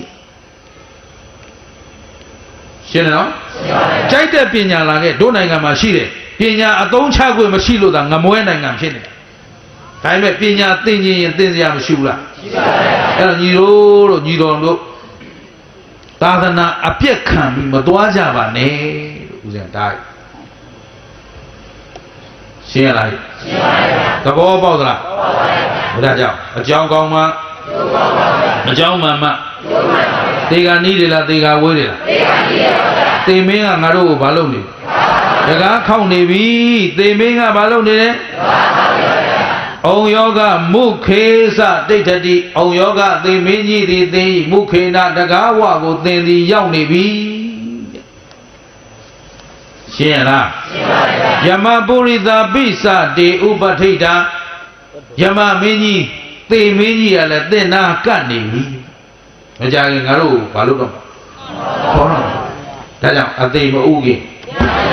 ဉာဏ်ဥအောင်လုပ်ပါတကားကြီးဖះကဟောလိုက်ရွှေပရိသသမားဘလို့ရွှေပရိသလျော်ညီတဲ့တရားကိုပဲဟောတယ်အနုဘောဘေနမေတဝီထောကံခဏိကမ္မာရောရာဇတသေဝနေဓမေမလမတ္တနော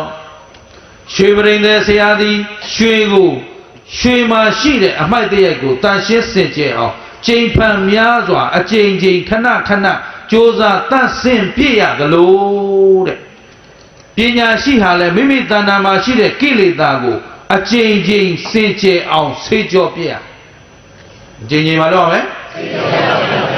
ရှင်းသလားထောကံခဏိပါလေပရိသေကလည်းအကျဉ်းရွှေကိုစင်ကြယ်အောင်လုပ်ရတယ်လို့ပညာရှိရလည်းကိုစင်ကြယ်အောင်အကျဉ်းလုပ်ရအခုလို့အခုစင်ကြယ်သွားမယ်လို့ပြောလို့ဒါဖြင့်ခင်ဗျားတို့ခဏလေးနဲ့အရှုံးပေးလိုက်လို့မရဒါဖြင့်ဒီနေ့ဒီချိန်ကစပြီးတော့အမျိုးဘာသာသာသနာကိုငါတို့ကနေသက်သေပြုပြီးတော့ကိုယ့်အတွက်ရိတ်ခါစုံအောင်လုပ်ကြလို့တင်မတင်အဲ့လိုကုသိုလ်ကောင်းမှုတွေလုပ်ထားတဲ့လူဟာသေကံဤစိုးရင်စရာလိုသေးလားကြောင်းကြစရာရောတောင်းတစရာရောကိုယ်ဘက်ကပြည့်စုံအောင်လုပ်ထားဖို့မလိုဘူးလားအဲ့တော့ကုသိုလ်နဲ့အကုသိုလ်ဘယ်ဟာကကိုယ်ပိုင်အဲ့တော့ကိုယ်ပိုင်ဥစ္စာအထုံးနဲ့ပြန်ရရင်မကောင်းဘူးလားဒီထဲမှာမသိမဲ့ပုဂ္ဂိုလ်အဲ့လိုဘုရားကတရားလဲတပုတ်ခေါ်လိုက်ရောပရိသေကိုပရိသေတရားနဲ့ဟောတော့သူသဘောပေါက်ပြီးတော့တခါလဲနားကတရားနာဉာဏ်ကခန္ဓာလက်ပြောခန္ဓာလေးတော့ကြည့်လေခင်ဗျားတို့မှာရှိတာခန္ဓာဘယ်နှပါးခန္ဓာ၅ပါးရုပ်တရားနဲ့ယုံနာမြဲသလားဖြစ်ပြီးရင်မြဲတဲ့တရားလားမမြဲတဲ့တရားလားအဲ့ဒီမမြဲတဲ့တရားကိုချမ်းသာတယ်လို့ခေါ်မလားဆင်းရဲတယ်လို့ခေါ်မလားဟုတ်ပြီအဲ့ဒီဆင်းရဲနေသောတရားကြီးကိုမဆင်းရဲပါနဲ့လို့ပြောလို့ပြည့်နေတဲ့တရားကိုမပြည့်နဲ့လို့ပြောဖြစ်နေတဲ့တရားကိုမဖြစ်ပါနဲ့လို့တားအကြောင်းရှိရင်အကြောင်းဖြစ်တော့အကြောင်းချုပ်ရင်အလုံးဟာဖြစ်ပြီးတော့ဘာသစ္စာအဲ့ဒုက္ခသစ္စာကြီးသည်ဒုက္ခလားဒုက္ခလားအဲ့ဒီဒုက္ခသည်အတ္တလားအနတ္တလားအနတ္တပဲလို့ဉာဏ်နဲ့ဖြတ်ဆိုဆုံးဖြတ်ချက်ချလိုက်တာပရိသေကြီး ဘုရားတရားအဆုံးမှာသောတာပန်တည်ပါဒီတော့သောတာပန်တည်တယ်ဆိုတော့ဒီပုဂ္ဂိုလ်တွေဒေဥတကားပိတ်သွားတယ်ဒေဥနဲ့တော့ဥစားပွေသွားတယ်ဘာဖြစ်လဲတဲ့ထွန်းတော့ကျုံတယ်လေဥစားပွေကြတယ်ဟမ်ပရိသေကြီးဘာဖြစ်တယ်ဘာနဲ့တော့ဒေဥထက်ပြုံးနေဟမ်ဘာနဲ့တော့ဒေဥနဲ့ဥစားခွဲသွားတယ်သူ့အတွက်အပယ်သွားကြတရဏဂုံမြဲသွားတယ်တရားတစ်ခုပဲနားရတာနော်ကံရင်တူလားမတူပါဘူးသူ့ဖေကအကြောင်းသားနေပြီးပဲသွားဒေဥသွားတယ်ဟမ်သူ့ဖေနသသမားကြီးကပဲသွားတယ်သူ့သားလှုပ်တဲ့ပရိသေယာကဒေဥနဲ့ဥစားဒေချာလှုပ်မလို့တရားကောင်းလို့ကြောကောင်းနေတာခင်ဗျားတို့ကောင်းလားမကောင်းလားတော့မသိဘူးဟမ်အဖေလှုပ်တဲ့လူကဒေအိုးနဲ့မိတ်ဆက်ပြီးဘယ်ရောက်သွားလဲနသသမသားစားကျူး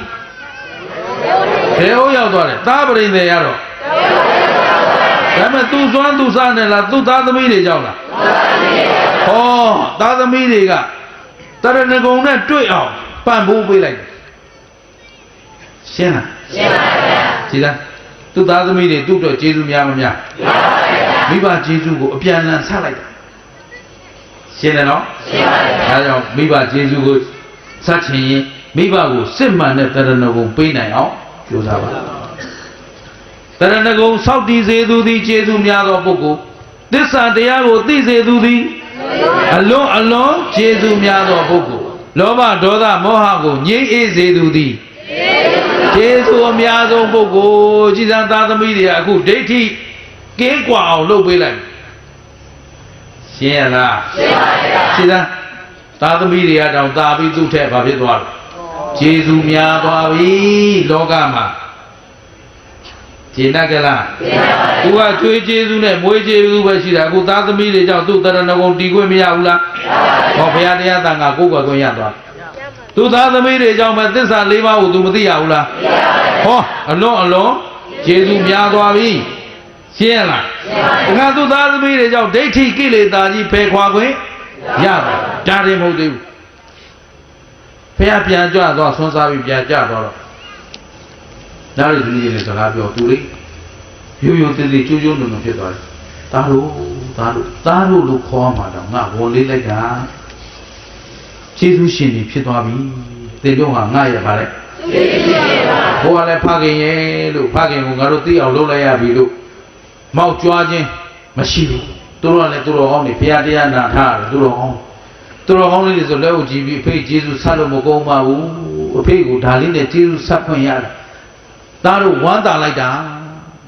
ပြောကြသူတော်ကောင်းတွေအပြောဆိုတိမ်မွေးလိုက်ကြတာယဉ်ကျေးလိုက်ကြတာအပြန်လန်မာနတွေချာတချို့ပြန်လာပြောကြတယ်ဦးဇင်းကိုပြီးတော့လေအဖေတရားနာခိုင်းတာမနာဘူးသူလားလာဘုံကိုတော့ပါလားအဲ့တော့မင်းမေတော့မသိဘူးကွာငါနားထောင်ကြည့်ရတာကိုမင်းရိုက်ရှင်စိတ်ပေါက်မင်းအဖေပြန်ဆရာလုပ်ချင်နေတဲ့လူရှင်းလားကိုယ်ဖေတရားနာပြအောင်ဘယ်လိုတိုက်တွန်းမလဲဘယ်လိုစိတ်ဆော်မလဲဘယ်လိုပန့်ဖို့မလဲခုကြည့်တရားမနာပြအောင်လို့ဘာဆွမ်းကတ်တဲ့ရှင်စွမ်းသိချာမသွားအောင်ဘာစွမ်းတေမတွန်းကတ်မနေဘုန်းကြီးတွေဝါတာရှိတာပဲ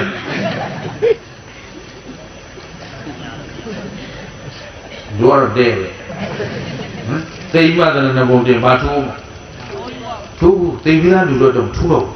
ကျန်တဲ့လူတွေအတွက်လောက်ရတာကျန်တဲ့လူတွေလည်းတငုံကိုတည်ရင်းနဲ့ဘုရားသနာကိစ္စမှုတောင်မပြီးမထိုးပါဘူးဟမ်ခြေရတယ်နော်ကဲအဲ့တော့မှတားကြီးရဲ့ပြီးတော့တားလတ်ကဟာဒါဆိုရင်တော့ငါလည်းမနဲ့ပြန်ကတ်ကိုကြီးဖေရောမေရောကိုကြီးတို့အကုန်လုံးကြွားနဲ့ပြန်ကျွန်တော်အိမ်မှာဆွမ်းကတ်ဆိုတော့ဟိုကတရဏဂုံတီးသွားပြီဘယ်တကပိတ်သွားပြီဆိုအိုးကောင်းလိုက်တာငါသားရေနဲ့ပြန်လာမှာပေါ့ဖေးလာမှာပေါ့ဘုရားရှင်ကိုရောမြတ်ကြီးဆုံးပင်ကဒုတိယတည့်တရားပြန်ဟောတခါကြီးသင်ဟာဖြော့တော့နေပြီသေမင်းခရွင်းရောက်နေပြီမကြခင်သေတော့မှတရားစတာပဲရှင်းလိုက်ရှင်းပါဗျာသေကံဤလူကိုသေကံဤလိုပဲပြောပြီးတော့ဘုရားကတရားဟောတယ်ဟောပြီးတော့မှနောက်ဆုံး တကားကြီးတဲ့အနုပုပ္ပေနမေဓာဝီထောကံခဏေခဏေနေတန္တမလောအနင်္ဂနောဒိဗ္ဗံအရိယဘူမိဥပေဟိတိတကားကြီးသင်သည်မိခိုရာကျွန်းနဲ့တူတဲ့ကုသိုလ်ကောင်းမှုကိုပြုပါဘာနဲ့တူတဲ့ကုသိုလ်ကောင်းမှုမိခိုရာကျွန်းနဲ့တူတဲ့ကုသိုလ်ကောင်းမှုပါဗျာကိုယ်ကလည်းရေထဲမှာနေလို့ရတယ်မရတော့ဘယ်ပေါ်နေရဒီကျွန်းမိပြီးအသက်မွေးရဘူးလားအဲ့ဒီတိုင်းပဲတန်တရားဝဲဩကကြီးထဲမှာတဝဲလေနဲ့လည်နေတဲ့တတ္တဝါတွေကုသိုလ်ဒီဟုသောပိယကျွန်းမရှိရင်မိစရာတီစရာရပါမယ်မရပါဘူးဗျာတောကရောတိ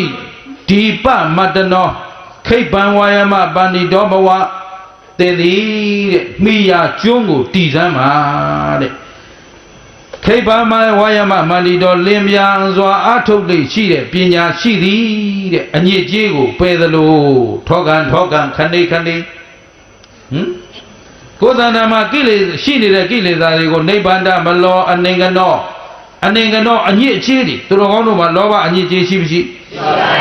ဘူးဒေါသအညစ်အကြေးရှိပါဘူးမောဟအညစ်အကြေးရှိပါဘူးအဲ့ဒီလောဘဒေါသမောဟဟာမစင်ထက်ကြောက်เสียကောင်းမစင်ထက်ယွန်เสียကောင်းပါဗျာရှင်းသလားရှင်းပါဗျာသဘောပေါက်သလားပေါက်ပါဗျာအဲ့ဒါလေးပြောရင်ခုကပြောလောဘဒေါသမောဟရှိတဲ့မစင်ကြတော့ဒီလိုပုံကိုယ်တွေများတဲ့နေရဆိုဟိုနတ်ဒေဝတာတွေကတယူဇနာအထက်ကနေမဆင်းဘူးလေလူတွေနာအနတ်နံလို့ဟုတ်ပြီနော်ခင်ဗျားတို့ကျိုးလို့စီကပုတ်စော်တွေနံလို့သူတို့မဆင်းဒီနေ့ဘာကောက်လိုမျိုးဆိုကိုမကတည်းကမြေပုတ်တယ်ဟုတ်ကလားဒါပေမဲ့အနှစ်30တောထဲမှာတရားအထုတ်နေတဲ့ယဟန်ကြီးအဲယဟန်ကြီးအကြောင်းတော့အရှိမပြောတော့ဘူးမပြီးတော့မှဆိုလို့ဒါပေမဲ့အတူချုပ်ပြီးပြောမယ်အဲ့ဒီယဟန်ကြီးကဘလောက်ကြိုးစားခဲ့သလဲဆိုတော့ငါဟာယဟန်သာမဖြစ်တဲ့၍ခြေထောက်တောင်မဆေးဘူးရေချိုးထားလို့ခန္ဓာကိုယ်သားရှင်းစင်ခြင်းမို့ तू ဘာမှမလုပ်တော့ဘူးနှစ်30ရေမချိုးဘူးခြေထောက်မဆေးဘူးတရားအထုတ်တယ်ဟုတ်ပြီနော်အဲ့ဒါအောင်မြင်သွားတော့ယဟန်သာဖြစ်တဲ့နေ့နှစ်30မြောက်နေ့မှာ तू ယဟန်သာဖြစ်တယ်ယဟန်သာဖြစ်တော့တရားမင်းကိုယ်တိုင်ခြေထောက်လာဆေးပြီရှင်းလားခြေထောက်ကြီးတွေကိုတရားမင်းလာတွန်းတယ်သိတာပေါ့ယဟန္တာဖြစ်သွားပြီအရိယာပုဂ္ဂိုလ်ကြီးပဲကြည့်လိုက်တယ်ဟဲ့သင်ဘယ်သူလဲပြောတာမှန်ပါတပည့်တော်တရားမင်းပါဗျာဟဲ့တရားမင်းဆိုတာတာဝရိန္ဒနတ်ပြည်မှာနေတာငါစီဘာလာလို့တို့ခွင့်ပြုပါဗျာအရှင်ဗျာခွင့်ပြုပါဗျာတပည့်တော်တို့နတ်ပြည်မှာကုသိုလ်လုပ်เสียမရှိဘူးဒီလိုအရိယာသူတော်ကောင်းတွေဒီမှာအရှင်ဗျာတရားအထုတ်နေတော့ तू ကနောက်က stand by အဆောင်ချထားတယ်ထောက်လိုင်းရေးပေါ့ PA ပေါ့စာသုံးလုံးပေါ့နော်SB ပြောခြင်းပြော CIA ပြောခြင်းပြော FBI ပြောခြင်းပြောနော်မော့ဆက်ပြောလို့ပြောထောက်လိုင်းရေးတယောက်ချထားတယ်နတ်တကောင်နော်ဒီကိုလိုကြီးကိစ္စပြီးငါလာပြောလဲဟောသူများကြီးကုသိုလ်လိုချင်တဲ့လူကဒီလိုအမြဲတမ်းထောက်လန်းနေတာရှင်းရလားအဲ့ဒါတရားမင်းကိုဒီကကိလေသာကုန်ပြီဆိုတော့ကြွေးကြော်တန်လဲကြားရောတခါတည်းတရားမင်းစီချက်ချင်းပဲစိတ်ဖို့ကြားလည်းချက်ချင်းလားဗမာပြည်ဖုံးလို့မဟုတ်ဘူးထိုင်းဖုံးလို့ပေါ့ထိုင်းဖို့တော့နှိပ်လိုက်ဓာတ်ဆိုသွားတာဗမာပြည်ကတော့နှိပ်လိုက်ရင်လူချင်းမင်း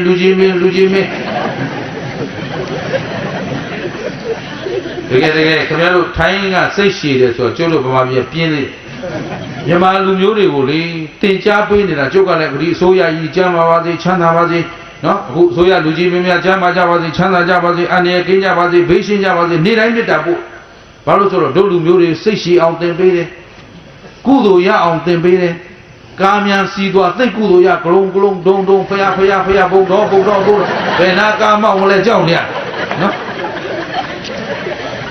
တရားတစ်စင်းဖြတ်တော့မဆိုတန်ဖို့တွေဘာလို့ဆိုတရားတိုင်လေးတွေကလေဟောဒီတိုင်းနဲ့ကျွဲကဒါလေးနဲ့ကွဲက9စင်းလောက်ဆင်ထားတာလေးကိုကြားလေးကန်ပြီးအဲ့ပေါ်မောင်းတာဗမာပြည်ကသရဲကောင်းဒရိုက်ပါလေမယုံရင်လာကြည့်လိုက်အောင်ပါသူတို့ကျုံးမော်နေတော့မယုံချင်ဘူးရှင်းလားတို့မှာသာသနာပြုသွားနေတဲ့လွယ်မမနေနဲ့တရားနဲ့လာပြန်ပြီးဝါတာကိတ်ဗမာပြည်ထဲသွားတာကိုစစ်လိုက်တာလေပြောမနေနဲ့တော့လုံခြုံရေးဆိုတာလည်းဘာမှပြောเสียမလို့ရှင်းလားဒီနိုင်ငံများဘယ်သူမှလည်းမွေးကြဘူးများတော့ဒီနိုင်ငံတွေလာတာကြောက်เสียကြီးဘာလုံခြုံရေးမှမရှိတို့နိုင်ငံဆိုအပြစ်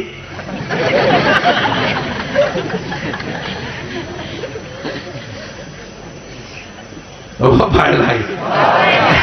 အဲ့ဒါလိုနေရတာအဲ့တော့ဟိုမှာသိစိတ်ရှိတာနှိပ်လိုက်ပြီဆိုရင်ဖုန်းက၄ချက်လောက်မနှိပ်မရဘူးတစ်ချက်လောက်နှိပ်တော့လူချင်းမင်းခေါ်ဆိုတော့တယ်လီဖုန်းစီဆက်သွယ်မှုဧရိယာပြင်ပမယုံနဲ့တော့ပြန်နေ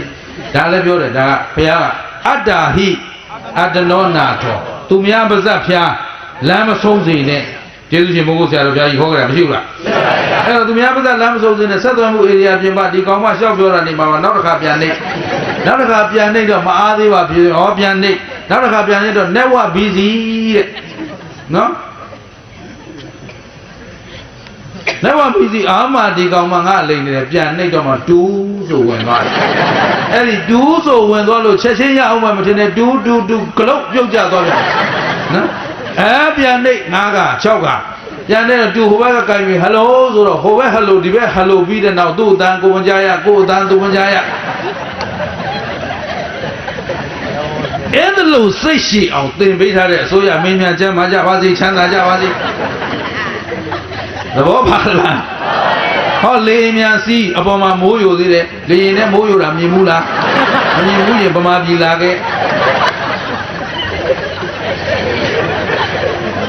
တချို့ကပြောတယ်ဘုန်းကြီးဒီလောက်ပင်မနဲ့ကားနဲ့ဘာလို့သွားလဲတဲ့လေရင်နဲ့သွားပါလားတဲ့ကားဘိန်းပေါက်တာဆင်းလဲလို့ရတယ်လေရင်ပန်ကာရက်တာဘာမှလုပ်လို့မရဘူးရှင်းလားဟာဒုကလုတ်ဝုန်းဟာဗမာပြည်ကအောက်တင်မဟုတ်ဘူးကောင်းကင်မှာလမ်းမကောင်းတာဘုံကလုံးဝုန်းတုံးကြတော့ဆိုရတယ်ဗမာပြည်လူမျိုးတွေကတော့အသားကျနေပြီတခါတော့ဘုန်းကြီးတစ်ပါးနဲ့အတူပြန်လာတာဘယ်သူရဲတော့ပြောတော့ပါကိုကတော့မြင်နေတာသိတယ်လေရင်ပေါက်တွေဘာတွေလဲကိုကသင်မှုတယ်ကျင့်မှုတယ်သိရှင်းမှာတင်တောင်ကြီးကတော့တိုက်တော့မှာတိုက်တယ်ဟိုးဆိုတော့ကျန်တဲ့လူတွေလန့်နေကွာအေးဆေးပဲထိုင်ပြုံးဟိုဘုန်းကြီးကဟိုဖျားတောင်းတွေတိုက်ဘုန်းကြီးဘောင်းတော်ဟာလောက်ဆုံးတယ်ရှိသေးတယ်လို့ဟိုမှာမြင်နေတာအဲ့ခွေးမသားတွေရှင်းရမရှောင်လို့အဲ့မှာတိန်တောင်ကြီးတွေ့နေတာပဲအဲ့တော့သူဝင်တိုက်ရင်ဒါဖြစ်တော့ပဲဆိုတော့သိပြီးသားဟာဖေဘယ်လိုလုပ်သိတာလဲဒါတပြီးတော့သင်မှုတယ်ဗျာဆိုတော့အပေါ်မှာလှည့်ကြည့်နိုင်ငံခြားသားတွေကြောက်နေတာချွေးတွေကပြန်လို့နော်တတ်တိမရှိတဲ့ကောင်တွေဗမာလူမျိုးတွေတယောက်မှအပြုံးပြက်ဘူးဟဲ့ဟောသိမထူးနေမထူးတယ်ကိုဘဝတန်ဖိုးရှိတဲ့လူတွေမသိရဲဘူးတို့ကတော့ဘယ်ချင်းသေး ready ပဲဘာလို့ဆိုအပေါ်သေးလဲသေမှာပဲပြန်လာလဲထူးမှာမဟုတ်ပဲရှင်းလားကဲမထူးတဲ့ဘဝဒီတိုင်းမနေကြပါနဲ့အသေးမဥခင်ထောကန်ခနေနော်ခဏကြုံမှများတော့ခန္ဓာရည်ရှိသွားအဲ့လိုမဟုတ်ဘူးအခု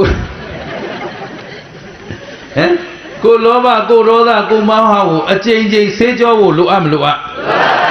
ဘုရားကအဲ့ဒါနေ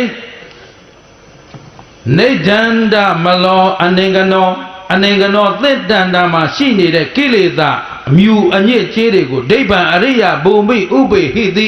အရိယာတို့ရဲ့ကြည်ကြံခြင်းနဲ့အတူချိန်ဖန်များစွာဆေးကြောပြစ်မယ်ဆိုရင်တန့်စင်မှုရှိနိုင်မရှိနိုင်ဒုတိယနေ့တစ်ခါထဟောတယ်တက္ကရာကံတည်တယ်ဘာတည်လဲတက္ကရာကံဆိုတာသောတာပန်တဲ့တဆင့်မြင့်သွားတယ်တက္ကတာကံဒီလိုစာမှာဟုတ်ပြီနော်အဲ့တော့နမဲနှစ်ဖို့ပထမဓမ္မတစ်ဖို့တုန်းကသောတာပန်ဆိုတာနောက်ထပ်9ဘဝနေရအောင်9ဘဝဆိုရင်9ဘဝဒုက္ခခံရအောင်အခုတက္ကရာကံဆိုတော့တဘဝပဲနေရတယ်အကွာကြီးကွာမတော်ဘူးလားအဲ့လိုတည်ခြင်းတယ်ဆိုရင်ဘု து ခန္ဓာဘု து ကြည့်ခုဘုရားလည်းဘု து ခန္ဓာရဲ့အညစ်အကြေးဆေးခိုင်းတာလေဒကာကြီးသင်္ခန္ဓာထဲမှာအညစ်အကြေးရှိနေတဲ့ပရိသေရွှေကိုတန့်စင်အောင်လုပ်တယ်လို့ပဲချိန်ဖန်များစွာလုပ်ပြည့်ဆိုတော့ခန္ဓာ၅ပါးသည်ဖြစ်ပြီးရင်ရုပ်ကောမြဲသလားနာမ်ကောမြဲသလားဖြစ်ပြီးတော့ဖြစ်ပြီးပြတာပါသစ္စာသိတဲ့ဉာဏ်ကမေဃသစ္စာနဲ့မမှန်ကန်သိရင်ဒီဘက်ကတဏမာနဒိဋ္ဌိတွေလာအောင်မလားမလာရင်သေတာကဒီမရိယသစ္စာသိမှတော့နောက်ခန္ဓာလာအောင်မလားနောက်ခန္ဓာမလာတာကအဲ့ဒါလို့ဖြစ်ပြက်မြင်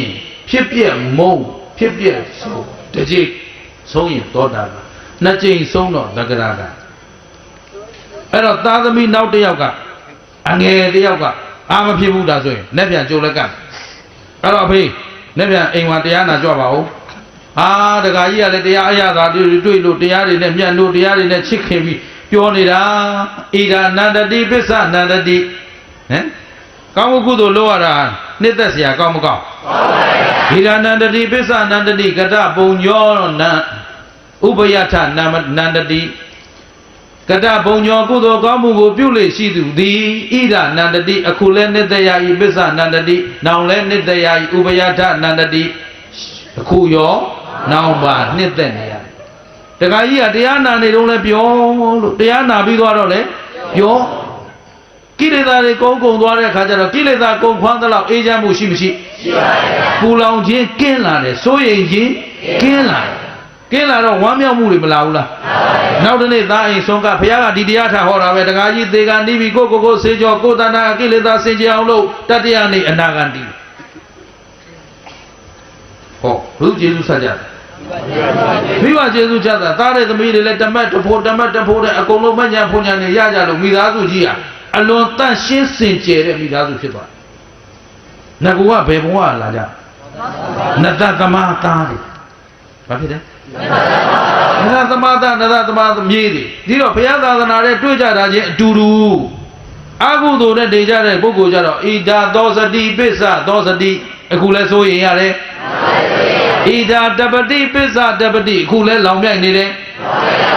သူ့ဖေလောင်မြိုက်ရင်းသိသွားတာမဟုတ်လား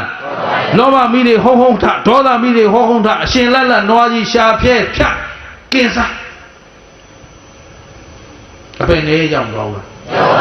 ဟိုကသားပြေတော့အပြေးကောင်းလိုက်တာဒီပုဂ္ဂိုလ်တော့ပြင်လွတ်ပြီအနာဂံတည်သွားပြီဆိုတော့သုဒ္ဓဝါဒ၅ဘုံဖြစ်တဲ့ဗြဟ္မဘုံကိုသွားပြီးရင်နောက်ဘဝပြိဋိဘံဒါပြင်သူ့အတွက်ပူဇော်လိုသေးလားဒါပြင်ဒီတိုင်းပဲတို့ဥပါဒကာတွေနော်လူတိုင်းကောင်းနေတဲ့လူတွေတော့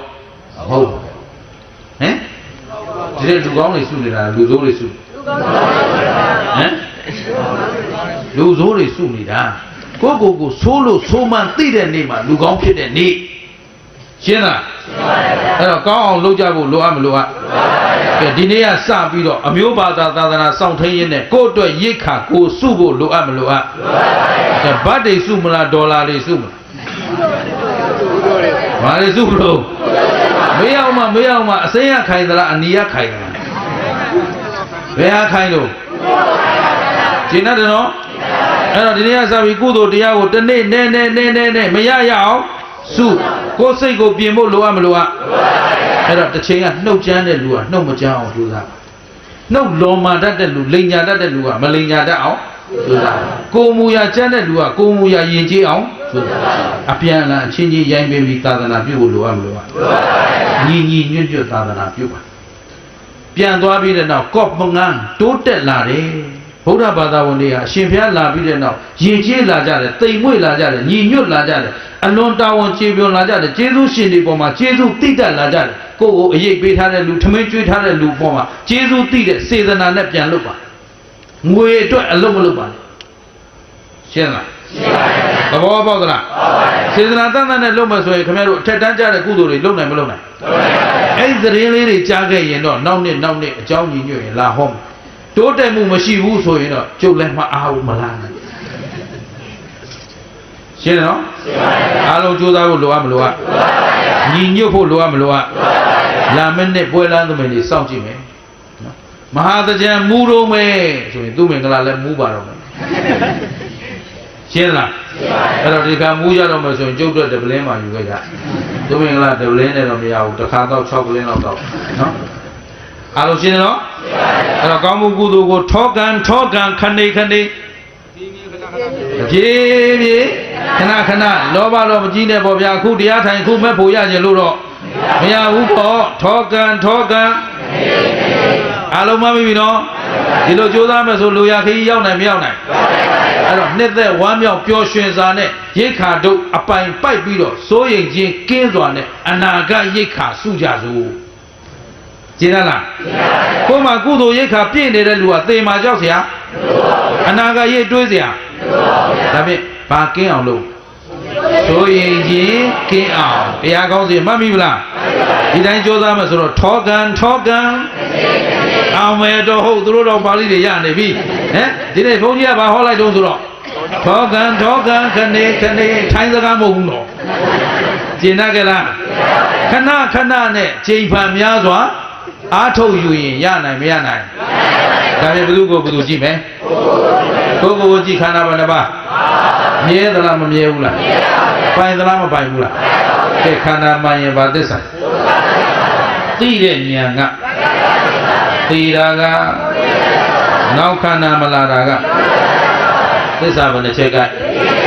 ဒီကဲသစ္စာ၄ချက်တည်းနဲ့ကိုင်းမှသာနေရင်သံတရာဝတ်တွင်းကလွတ်ကင်းနိုင်မှာဖြစ်တဲ့အတွက်မမိမလျော့မပေါ်စားသောတတိမလျှော့သောဇွဲလုံးလလက်ကန်ထားပြီးသေမင်းကတကားဝခောက်နေပြီဖြစ်တဲ့အတွက်အသေးမူကြခင်ရိတ်ခါတုတ်ပိုင်ထုတ်ပြီးတော့ထောကန်ခနေကုသိုလ်ကောင်းမှုတွေမကြာခဏပြု၍စိုးရိမ်ခြင်းကင်းအောင်ကြိုးစားကြပါစို့လို့တိုက်တွန်းရင်းနဲ့ဒီညဒီမြနဲ့နားကြစို့